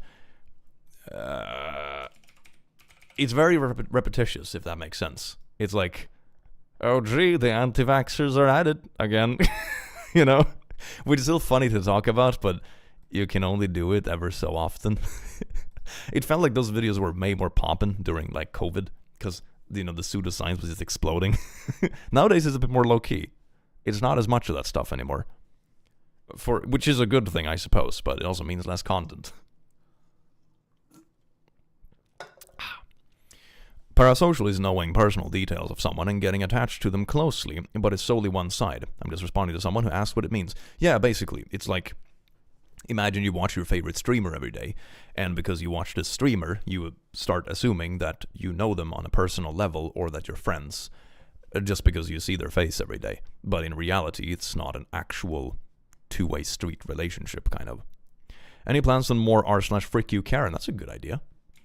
Those are always fun. Same thing there. It's like, you have to wait enough time to make it like refresh, to have fresh, unique stories and make a show out of it. So we'll see. And sometimes everything just repeats itself. I've noticed that with like internet memes, that it has a cycle that about once a year or so you can see the same memes just getting recycled and reposted. What is the most serious thing that someone said that wasn't real? You mean about me? Yeah, the drama a few years ago. That I'm fine with diddling, for example, which is fucking insane. So that's probably the worst thing. But there have been other things, for example. I remember there was one instance where we just had to demod someone. I'm not going to specify anything, and it's a long time ago, but we had to demod a person, and one of my admins demodded them because they made a bunch of other people uncomfortable, and they went completely bananas on socials, and they said my admins were abusers, and I was an enabler of abuse because I allowed them to be demodded on Discord. Yeah, talk about like using buzzwords and just watering down the meaning. Jesus Christ. So, yeah, no, it is noticeable. It's wild. It's a lot, and it's been other things too. Like I've had old collaborators that, you know, doesn't work out, you part ways, and then after a month or so you realize that, oh gee, they've been telling everyone who listens that I don't even pay people. That's fun. Yeah, cool. I mean, not like there's a paper trail disproving this at all, but okay. So, I don't know. There is a certain... That's probably one of the biggest downsides of being a creator. There is a certain type of personality that is dragged very heavily to clout. And it's not a good type of people. But like I said, it's a very small minority. It's like 1 in 100. It's just that they're so noticeable. They're so loud. You know, it's the same kind of thing with like extremism online. Not every person in the world is an extremist, but the extremists are usually very loud. So you think it's more than it actually is. I suppose it's the same kind of logic, you know. You always see the wacky stuff. People are wild, man. Yeah, people are wild. People are wild. You haven't paid us, Click, except with your music channel, which is really nice. Payment accepted. Oh, yes, indeed. Thank you so very much, you beautiful bean. It is r/theclick. Oh, whoa, I should do that soon as well. My own subreddit is a beautiful place. Oh, yes, indeed. Do you have any plans on making any LGBTQ plus meme videos at any time soon? I mean, I have been making a bunch in the past, but I don't have anything on the horizon. Accidental Ally is always fun. Maybe I should go back and see if there is any fresh stuff. 1 in 100 isn't really small on the internet. No, it's not. It scales really fast. You know, if you have 1 in 100 and, you know, there's a million people, that is still like, what is that, 1%? That's like 10,000, you know? So 1 in 100 and there's a million people, that's 10,000. That's why it scales so much, I think. That's why it also feels like it's more pressing than it actually is, you know? But anyway. Maintaining your own space, clearly fascist behavior. I've had people say that too. I've had people call for like Nazism when it's like, oh, they ban people on Discord? That's Nazi behavior. God, it's beautiful. I mean, oh my God, I could write a book about all the wacky like community bullshit I've had to deal with over the years. I mean, God, I don't talk about it that much because I don't want to give energy to it, so to say. It's the same kind of reason why I never made a second video to like crappy Discord ban appeals, because it just encourages people to like, you know, try to get the attention or to try to get the reaction or get into the next video, whatever you want to call it. So there's like a two-edged sword with that kind of stuff. It's good to address problems, but at some point it also encourages people that are just maybe not the people you want to spend time on, if that makes sense. But man, the amount of stuff, maybe that's going to be the retirement thing. Like, in a few years, I'm sick of making content. Here's a book about all the stuff that you have to deal with if you want to try to run a community. God, that'd be kind of funny. The stories would be whack, man. Rosie, thank you so much for being a member. You beautiful being. This one is all for you. Mwah. I thought it was called r/cursed food. Oh, we made one recently that was, what's it called? Bad food? Stupid food. Stupid food. That was the one. That was really fun. That was really fun. It's always like the super overpriced stuff that's like, oh yes indeed, here is a raw squid in gelatin that tastes like suck. $5,000 please. It's beautiful. It's beautiful. The story of Click would be fun to read, not gonna lie. I mean, yeah, that would be interesting. Here is the biography of someone who makes meme videos. It's up there on the top shelf with world leaders and influential individuals and history books. Who wants to read this? From a YouTuber who reads memes. Oh, yes, indeed.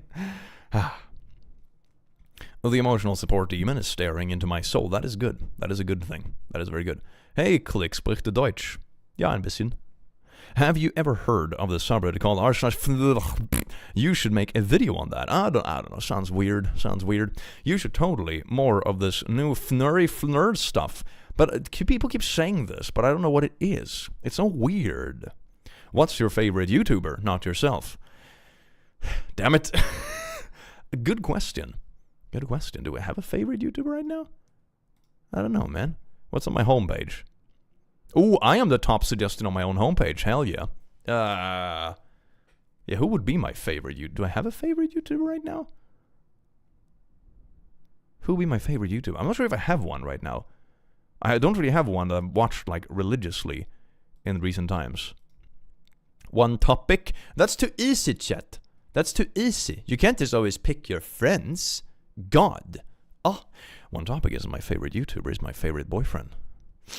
Please, chat, get your definitions right. God. Not meaning to be creepy, but you have really gorgeous hands. Thank you very much. Look at that.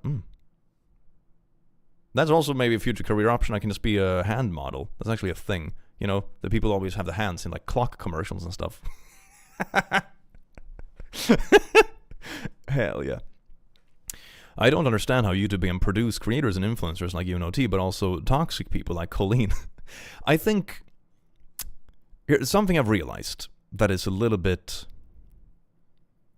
I don't know, there is a certain percentage of the population that has traits that are not good, right? Most of the time, you wouldn't really notice it. Like, I have a few people I met in my life where I have a decent gut feeling about these kind of things at this point in my life because I've met a few of them where you can tell, like, okay, this person is probably like a little bit of bad news, but they're also like at a point where they can't really, you know, they can't stir up too much with it, if that makes sense.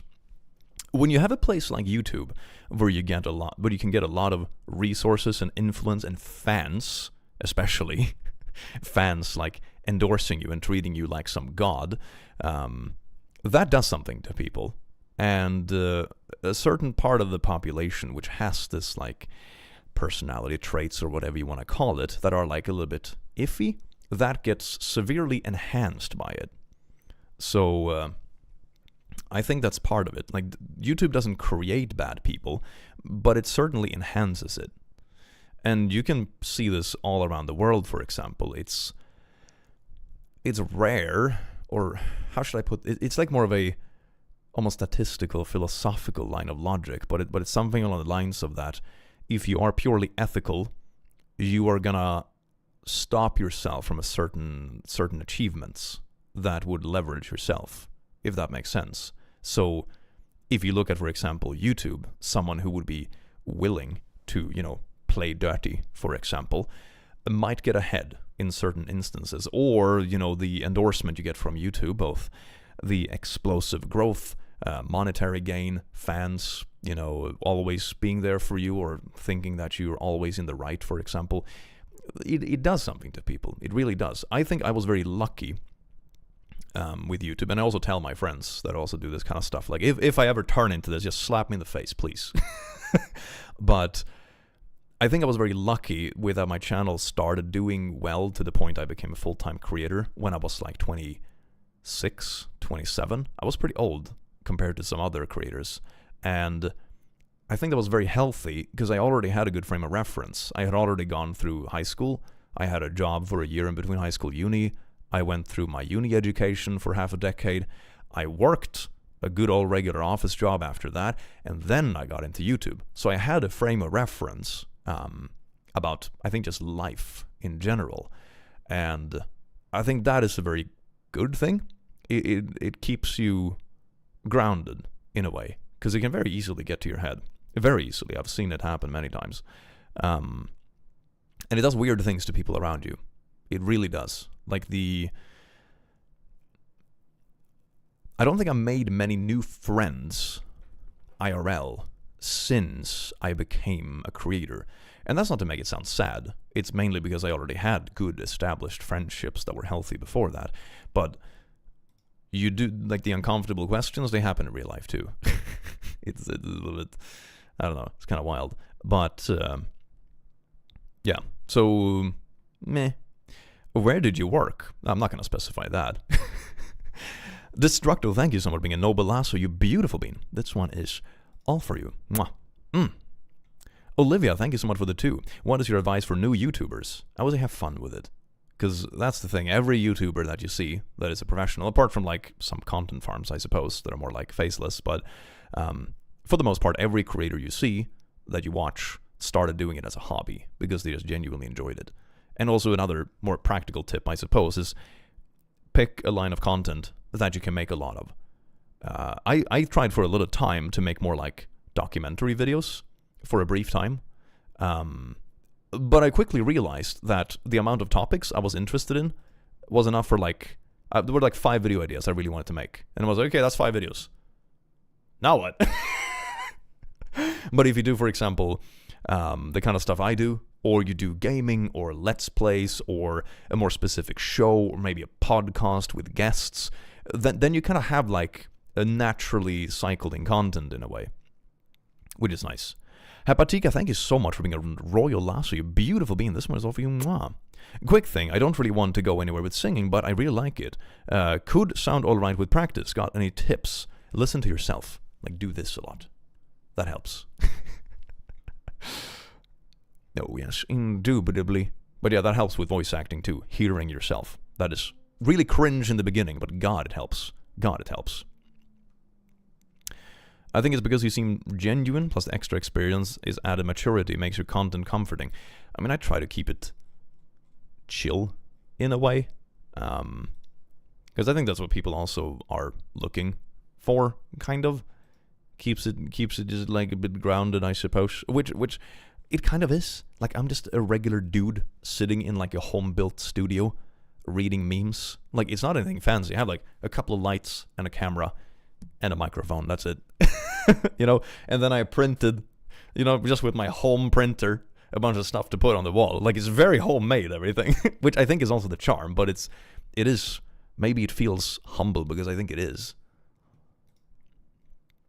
Hearing yourself in real time, nonetheless, the way you don't trip over yourself when speaking, click. Yes, indeed. Yes, indeed. I mean, you will trip over yourself if there's a delay. That's why it's so important to have, you know, a direct hookup. Like, you have an external thing. If you hook this once into your computer instead, and you have the audio feedback, it's going to be half a second of delay, and it's going to be impossible, because you're going to feel like always, it's impossible. It's impossible. So having the direct feedback loop is super important. I want to stop by and say hi to my favorite YouTuber. Sadly can't stick around because it's 1 a.m. over here. Hope you're doing well. Have a good day. Oh, thank you so much, Jackie. You beautiful being. Thank you so much for the noble lasso. Mwah. I do hope you enjoy your stay. Your voice helps a lot, so calming and soothing. Thank you so very much. That's also a tip for anyone looking into doing voiceovers or YouTube videos. Mic sensitivity matters a lot depending on what kind of vocal vibe you want to go for. So, for example, if I want to do more yelly videos, like, you know, more like hip videos where I scream more and talk like this with a lot of energy, turn down the gain. And if you want to be more chill, you turn up the gain. And then you can also talk deeper, because it's easier to talk deeper when the gain is higher, which isn't. So it depends on what kind of vocal fry you want to go for. Could there ever be such a thing as live meme reaction streams? Would be awesome. I have done a couple. I think I have a VOD on my channel where I react to my own subreddit, which was really fun. It's like a few months old, I think. I did it during the spring, I believe, but it's still up there. You should be a voice actor for a movie or something. Your voice is so soothing. It would be really fun to do like voice acting for a project or a guest appearance. I don't think I would want to do it full time though. That is so cool. You should do that low vocal voice for an entire video. Wonder how that would be like. Yes. ASMR. Welcome to this meme reaction where we're gonna read really dank memes. I do hope you enjoy the dankness. Oh, yes, indeed. Absolutely gorgeous. What are some subreddits that you won't ever cover on your channel? Ooh. I mean, obviously, there are a lot of subreddits that would be fun to cover, but, you know, YouTube would ever allow it, you know, guideline-wise. But that kind of falls on the wayside, I think. That's just a matter of, like, platform and monetization. It's not so much personal preference. But one subreddit I specifically stayed away from, even though it was requested a lot. It has kind of died down a bit now, I feel. This was really trendy, like, maybe 6 to 12 months ago. But one subreddit I got suggested a lot was fake disorder cringe. That was one. And most of it was, like, you know, reposting TikToks that were saying odd things or people acting certain ways on TikTok and that kind of stuff. And the reason I didn't cover it is because I think it addresses a problem in the wrong way. I think that kind of trend is more about, I got posted there once, oh, that sucks. And that's the exactly one, like, you know, a lot of the things made it to that subreddit where you look at it and you can be like, yeah, this is obviously misinformation. You know, some of the stuff that makes it on there is stuff that should be criticized. But the problem is that there isn't really a filter for that kind of stuff, which means that sometimes you have people that, you know, genuinely have, for example, a neurodivergence that get posted there because they're too cringe. And like, oh, wow, that's just bullying, though. And another thing is that I don't think it is the solution. You know, I think we can all agree that the internet promotes a lot of misinformation sometimes. You know, if you go down a specific rabbit hole, you have the same thing with, for example, the alpha males of Twitter. You have the same thing with mental health facts on TikTok. You know, you have a lot of rabbit holes that go down and they're not particularly accurate. But the thing with all of these spaces, I think, is that they fill a vacuum. And going at them in that way, as for example, that fake disorder cringe did, isn't what's going to fix it. It's like this exists because I think it especially spiked during COVID because a lot of people got isolated, a lot of mental health issues got worse during COVID, and it is not accessible enough. It really isn't. There isn't enough awareness, there isn't enough places you can go to, there isn't enough knowledge about how to even start a journey, how to fix it. But all of a sudden you have these internet communities that all seem to have the same issues you have. Of course, maybe they don't always get the diagnosis right, but that's secondary. Like, there is a supportive community, and they're actually talking about it, and you don't feel alone. And all of a sudden, bada bing, bada boom, you have this super big trend, and anyone can post in it, for better or worse. And it does fill a vacuum. Does it fill it in the best way? Probably not. I have seen some really wild shit coming out of it. Is it all bad? No. Is the solution to bully people about it? Probably also no. Because it's that kind of thing. There is a problem, but that's not the way to deal with it. And there are similar things with many of those kind of trends on the internet, where there is a better solution out there, I think. And you can agree that not everything about what's filling the vacuum right now is good, but attacking it in that way is probably not going to be the way to fix it, you know.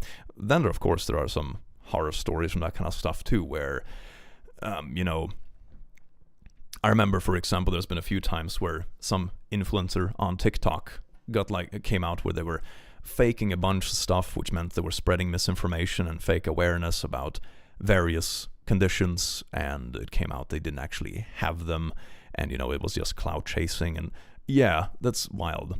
It sucks to see people faking disorder, that's true, but also people may just be uneducated about things. Maybe someone might not have a disorder, but just mental health problems. Don't attack people. Yeah, and I think it's also hard to, like, reach a conclusion. Like, because a lot of the time, you just know that something is wrong, you know?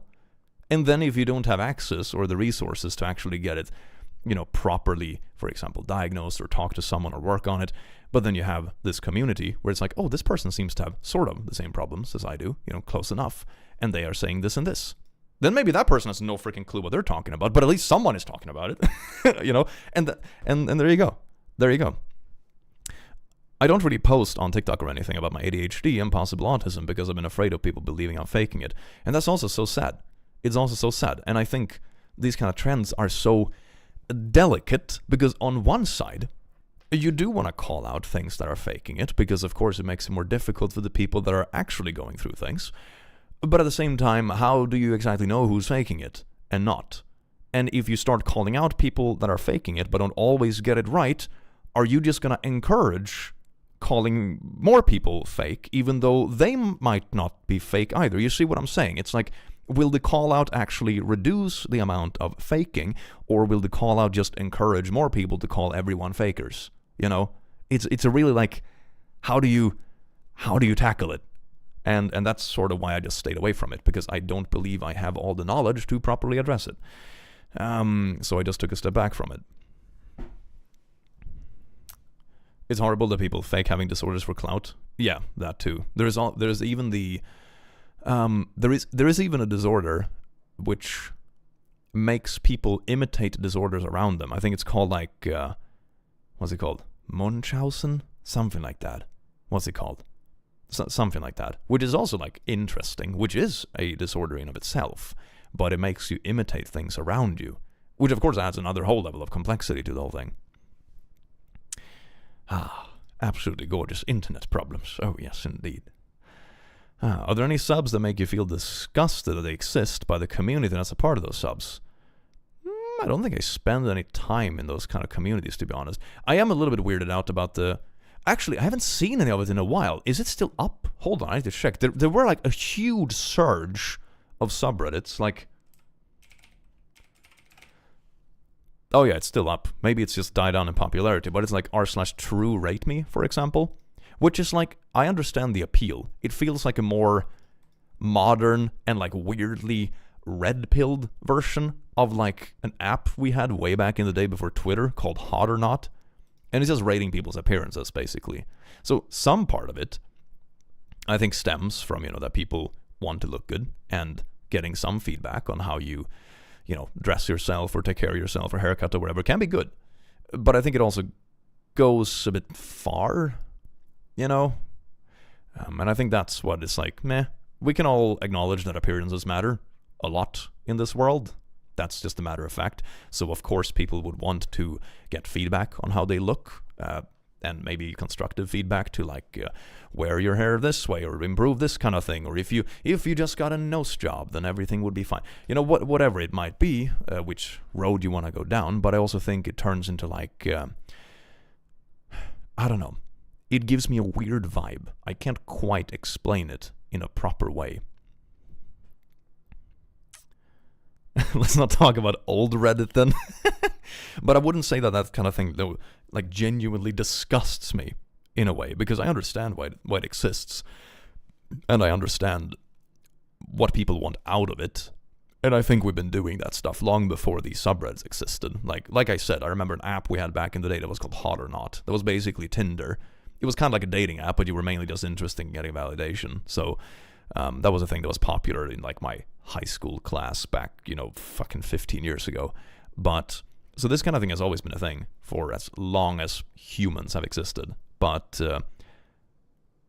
it's a bit more, I don't know, in your face. Some part of it's good for the transparency, I think, and awareness and whatever. Some part of it, I think, becomes too obsessive with small things that don't necessarily practically matter. It goes into kind of incel territory. And if I, for example, just apply my own logic, to just my vicinity of people, among my friends, the people who have been the most playboy or the most successful with, for example, just having fun in your youth, for example, are not the kind of people who correlate with the factors that, are promoted, for example, as facts in, say, incel terminologies. It really isn't. Maybe that adds into it. You probably have an easier time doing it in certain contexts, or you will get more right swipes on Tinder specifically if you look this or that way. But when I look around me, it's like it's so much more multidimensional than that. One of my friends who was always really successful with chatting people up, and it wasn't like in a scummy way or anything, just genuinely outgoing and friendly and fun. He wouldn't fall into many of those categories, like 6'5" Chad with a chiseled jawline and abs. Like, no, he was everything but that, but still the most successful, or whatever you want to call it, in my social circle. But it was because of, it sounds really cliche, but it's because of personality, how outgoing he was, how many social circles he surrounded himself with, which exposed him to more people as well, and bada bing, bada boom, there you go. So it's like life is incredibly multivariable, and that's what I think a lot of these things get wrong. It's like, will you have a correlation of success on Tinder as a guy if you're tall? Sure. Is that the only aspect? Hell no. And that's where I think it gets it wrong. It becomes too black and white. So I suppose that's like the weird vibe it gives me. It gives too much focus on specific things and makes it black and white. Hi, just appreciate you so much, Sunsu. Welcome in. Thank you so much for the lasso, you beautiful bean. All that's really needed is to be genuinely interested in other people and act accordingly. Yeah, and then, some basic stuff. Don't be creepy. Shower. And be fun to be around. Honestly. That is like maybe easier said than done. But like, I see a lot of people over-focusing on like oddly specific things. Like, ooh, if I just enhance this part of my jawline somehow, then magically, like, just be fun to be around. Surround yourself with a few different social circles so you actually have the potential to meet new people and be fun. That's it. That's it. Yeah, easier said than done if you're in like a difficult place, for example, so it's not like a cure-all recipe if you're struggling with, for example, mental health or other health issues or something. It's not, just get good, it's not that kind of thing. But the people I see that have been most successful, both socially and romantically, have been people that are just genuinely outgoing, genuinely fun to be around, and that take their time to have multiple social circles where they also have sort of like a fresh influx of people that come and go, because that's how you meet new people.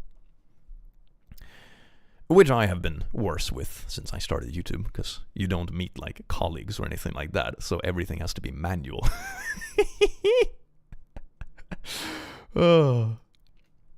Just be yourself. It's a lame but true advice. I mean, who else are you gonna be? Are you just gonna pretend to be someone else your whole life? It's not gonna work. And with that said, you can improve yourself, but you're not like genuinely gonna change yourself at the core, And if I look at my own life, that's very applicable. I still have the same personality traits I did when I was 20, but it's definitely like, of course, on top of that, it's more mature, more informed, maybe more confident because I'm older, etc., etc. So, you add things on top of it, if that makes sense. Can we let people know that it's okay to be okay? We don't all need to be broken or victims of something. It's truly okay to be oxygen potassium. Oh yes, indeed, that's also true. It is okay to be okay. That's pretty beautiful. I like that. Oxygen potassium. Oh. How are you? I'm fine. Did you know Hulu added one of my favorite movies? Hell yeah, that's good stuff. I have zero experience with dating sites since I met my hobby via my YouTube channel. That's pretty cool. I like that. Hell yeah, YouTube dating. Heck yeah. I mean, dating sites are like, meh. I was on some online dating like maybe 5 years ago, something like that. Have some experience. Most of it was like meh.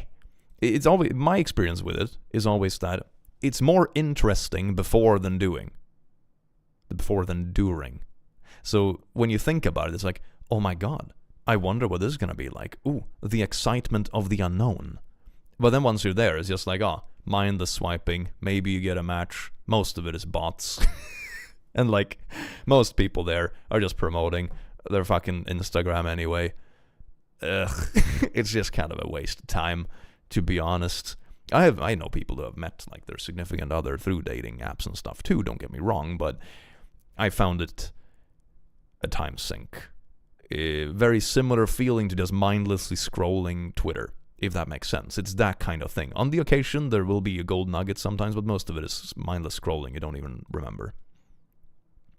But it's not cute or quirky to be autistic. The issue that comes with it are part of my personality, and that shouldn't be entertaining to you. My struggles aren't your entertainment. That sounds like it's in response to something else that was in the chat, but I don't know what because it's not added. Whoops. I feel like maybe jumping into the middle of things is difficult. Hey, Clicky, can you please tell me something to draw? Demons. Tiny, fluffy, chunky demons, yes. Who needs dating when you have the safe, comforting walls of your home where nothing can hurt you, not even sunlight, probably? Yeah. It is easy to get comfortable, isn't it? It's very easy. What is your favorite movie of all time? Ooh, good question. Probably, I would say Lord of the Rings, The Twin Towers. Yeah, that's probably my favorite movie of all time. That was a banger. Hell yeah.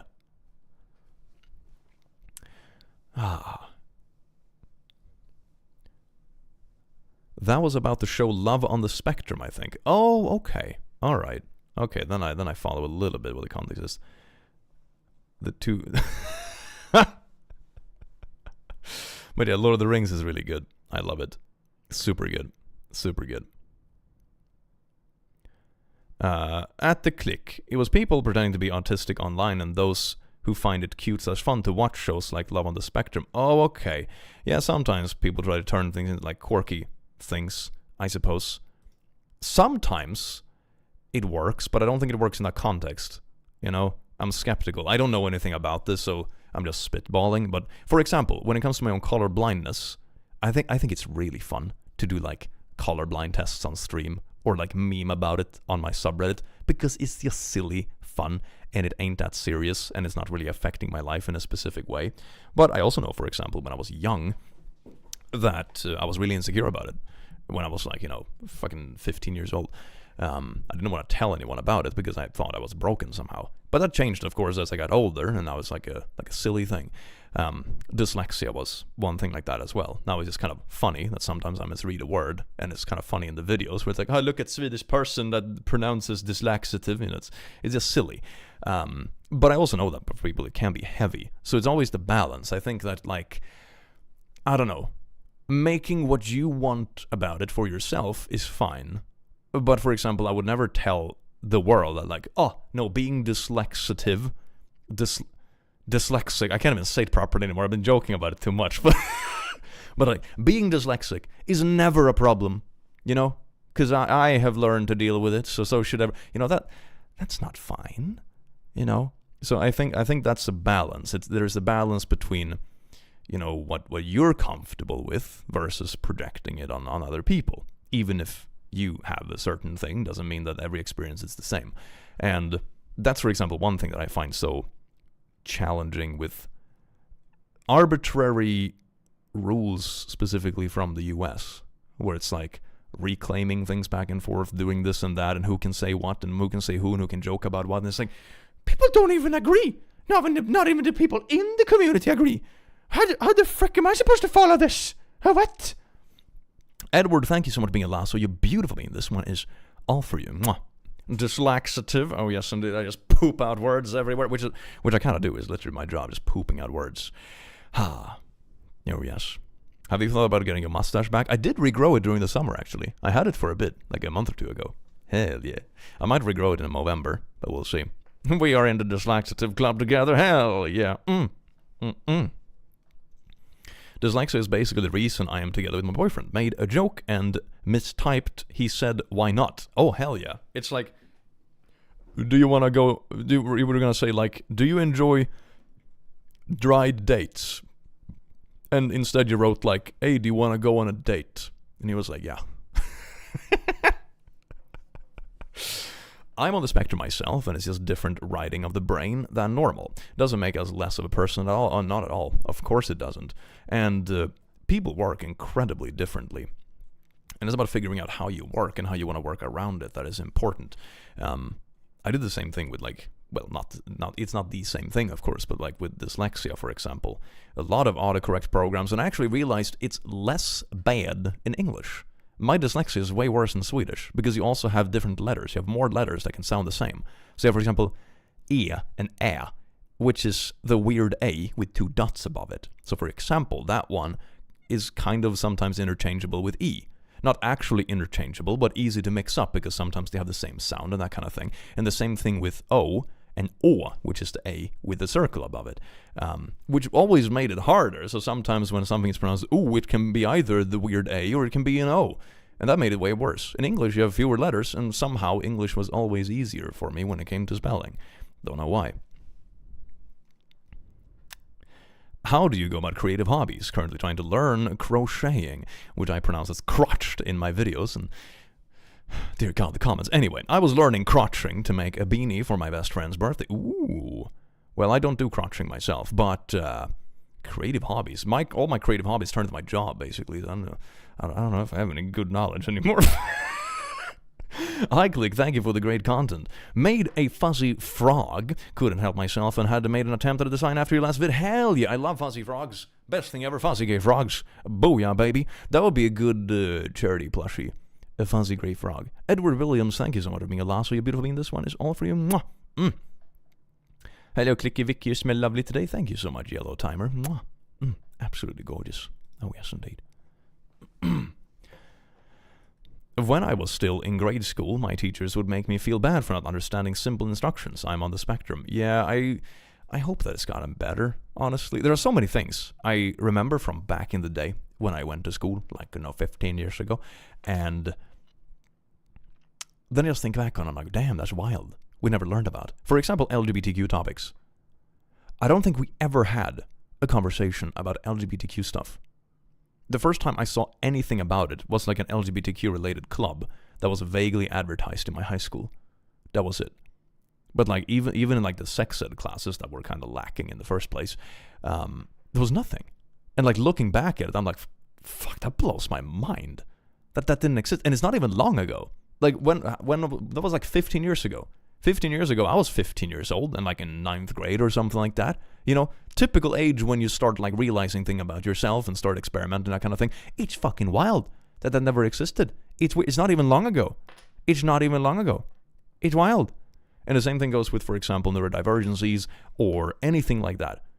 Like up until very recently, the awareness from like the public spaces was like nil. Didn't exist. Neurodivergency is superpower. We're proud to show this next is the best way to weed through dates. I mean, I'm not sure if I would call my dyslexia a superpower. Hardly. But nor my color blindness. But it's like also, I don't know, at this point in my life, it's not like it actually matters. One thing with dyslexia is I'd also actually got a bit better after I started reading more. As someone who's also dyslexic, I can read English and Norwegian way better than my first language. My first language is German. Yeah, maybe that's a thing. Maybe dyslexia is less bad in like other languages. I don't know. My ADHD is a superpower. Hyper-focusing on Baldur's Gate until 4 a.m. when I have to get up for work at 8. Hell yeah.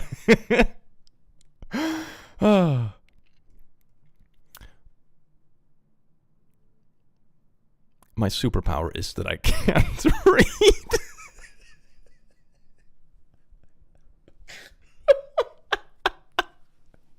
Woo!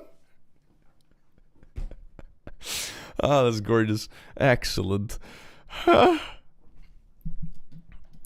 When I am on the till at work, all the right numbers, not necessarily in the right order. Oh, hell yeah. It makes it more interesting. It spices it up. Oh, yes, indeed. Plushie idea, not furry frog. It's a fuzzy frog. Fuzzy frog. It's like a frog. Imagine a puppy mixed with a frog. And it's beautiful and fuzzy and cozy and just like, oh, God, I would love it. And it's also gay.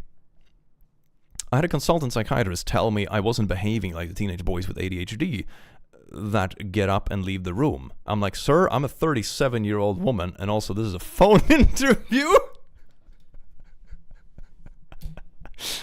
Yeah, that's not really like wrong gender, wrong age, wrong medium. It's like there's nothing about this context that is comparable. Oh, dude, it's really great. Fuzzy frog sounds amazing. I know it sounds amazing. Fuzzy gay frog. Oh, that's a good idea, though. That's a good idea. Fuzzy gay frog for Pride Month. Hell yeah. Will he ever do a video on r/prehistoric memes? Maybe. I don't know. Haven't, like, dismissed it. Haven't, like, considered it super much either. Click, I'm about to have a mental. Aw. Love you. Oh, I hope you feel better in a bit. That's never fun. A fuzzy frog sounds cute. I know, right? It sounds really nice. And it can also be rainbow colored. You know, like those super toxic frogs from the rainforest, but it's like rainbow colors instead. So like, haha, I infect you with the gay. If you touch this frog, you won't die. You turn gay.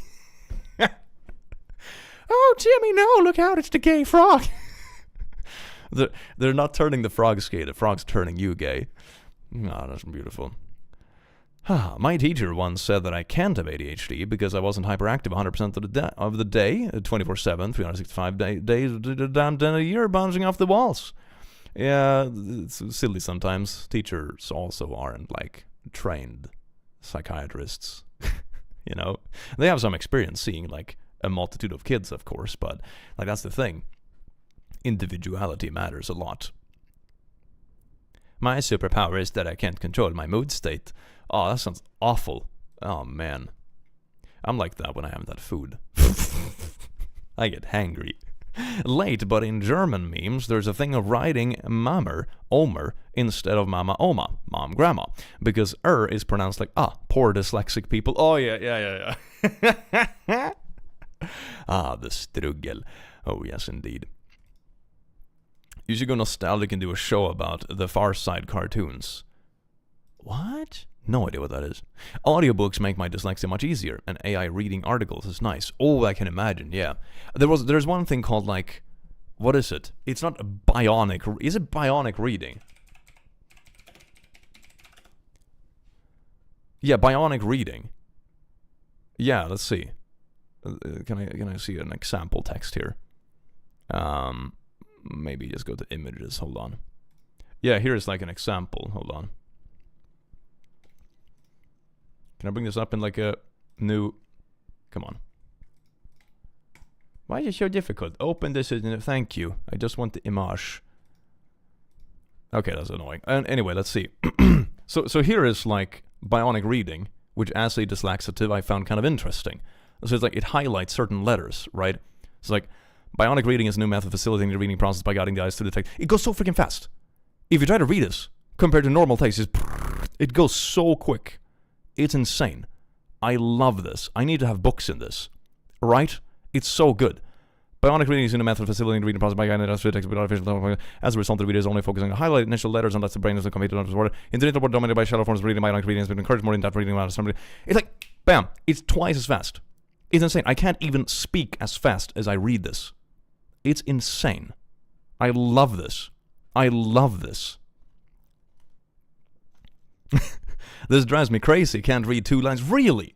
This is so good. I'm not entirely sure if I would want this for an entire book. I'm like chill reading. Maybe you become exhausted after a while. But for reading text efficiently, this is so good for me. This is insanely good.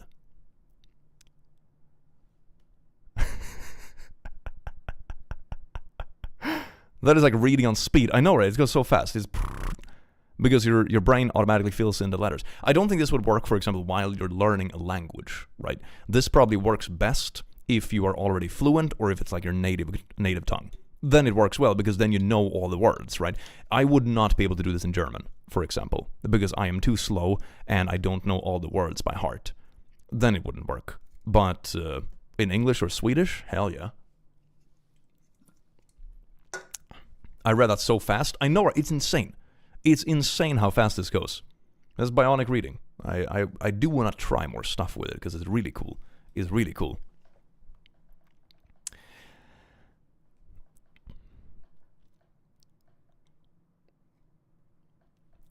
Do you make your own art or outsource it? No, I outsource it. I did not draw that well. Some crowns for the king. Länge leve the click. Oh, thank you so very much for the 20 crowns. My superpower is talking about Lord of the Rings until people get so annoyed they want to kill me. That's a good superpower. I love Lord of the Rings. Hell yeah. What would dyslexia do with Morse code? Oh, that's interesting. I'm not sure, actually. I'm not sure. Maybe like dyscalculia is worse with Morse code because there are not really letters to mix up in that way. I don't know. That's fascinating. You drawn the whiteboard poorly.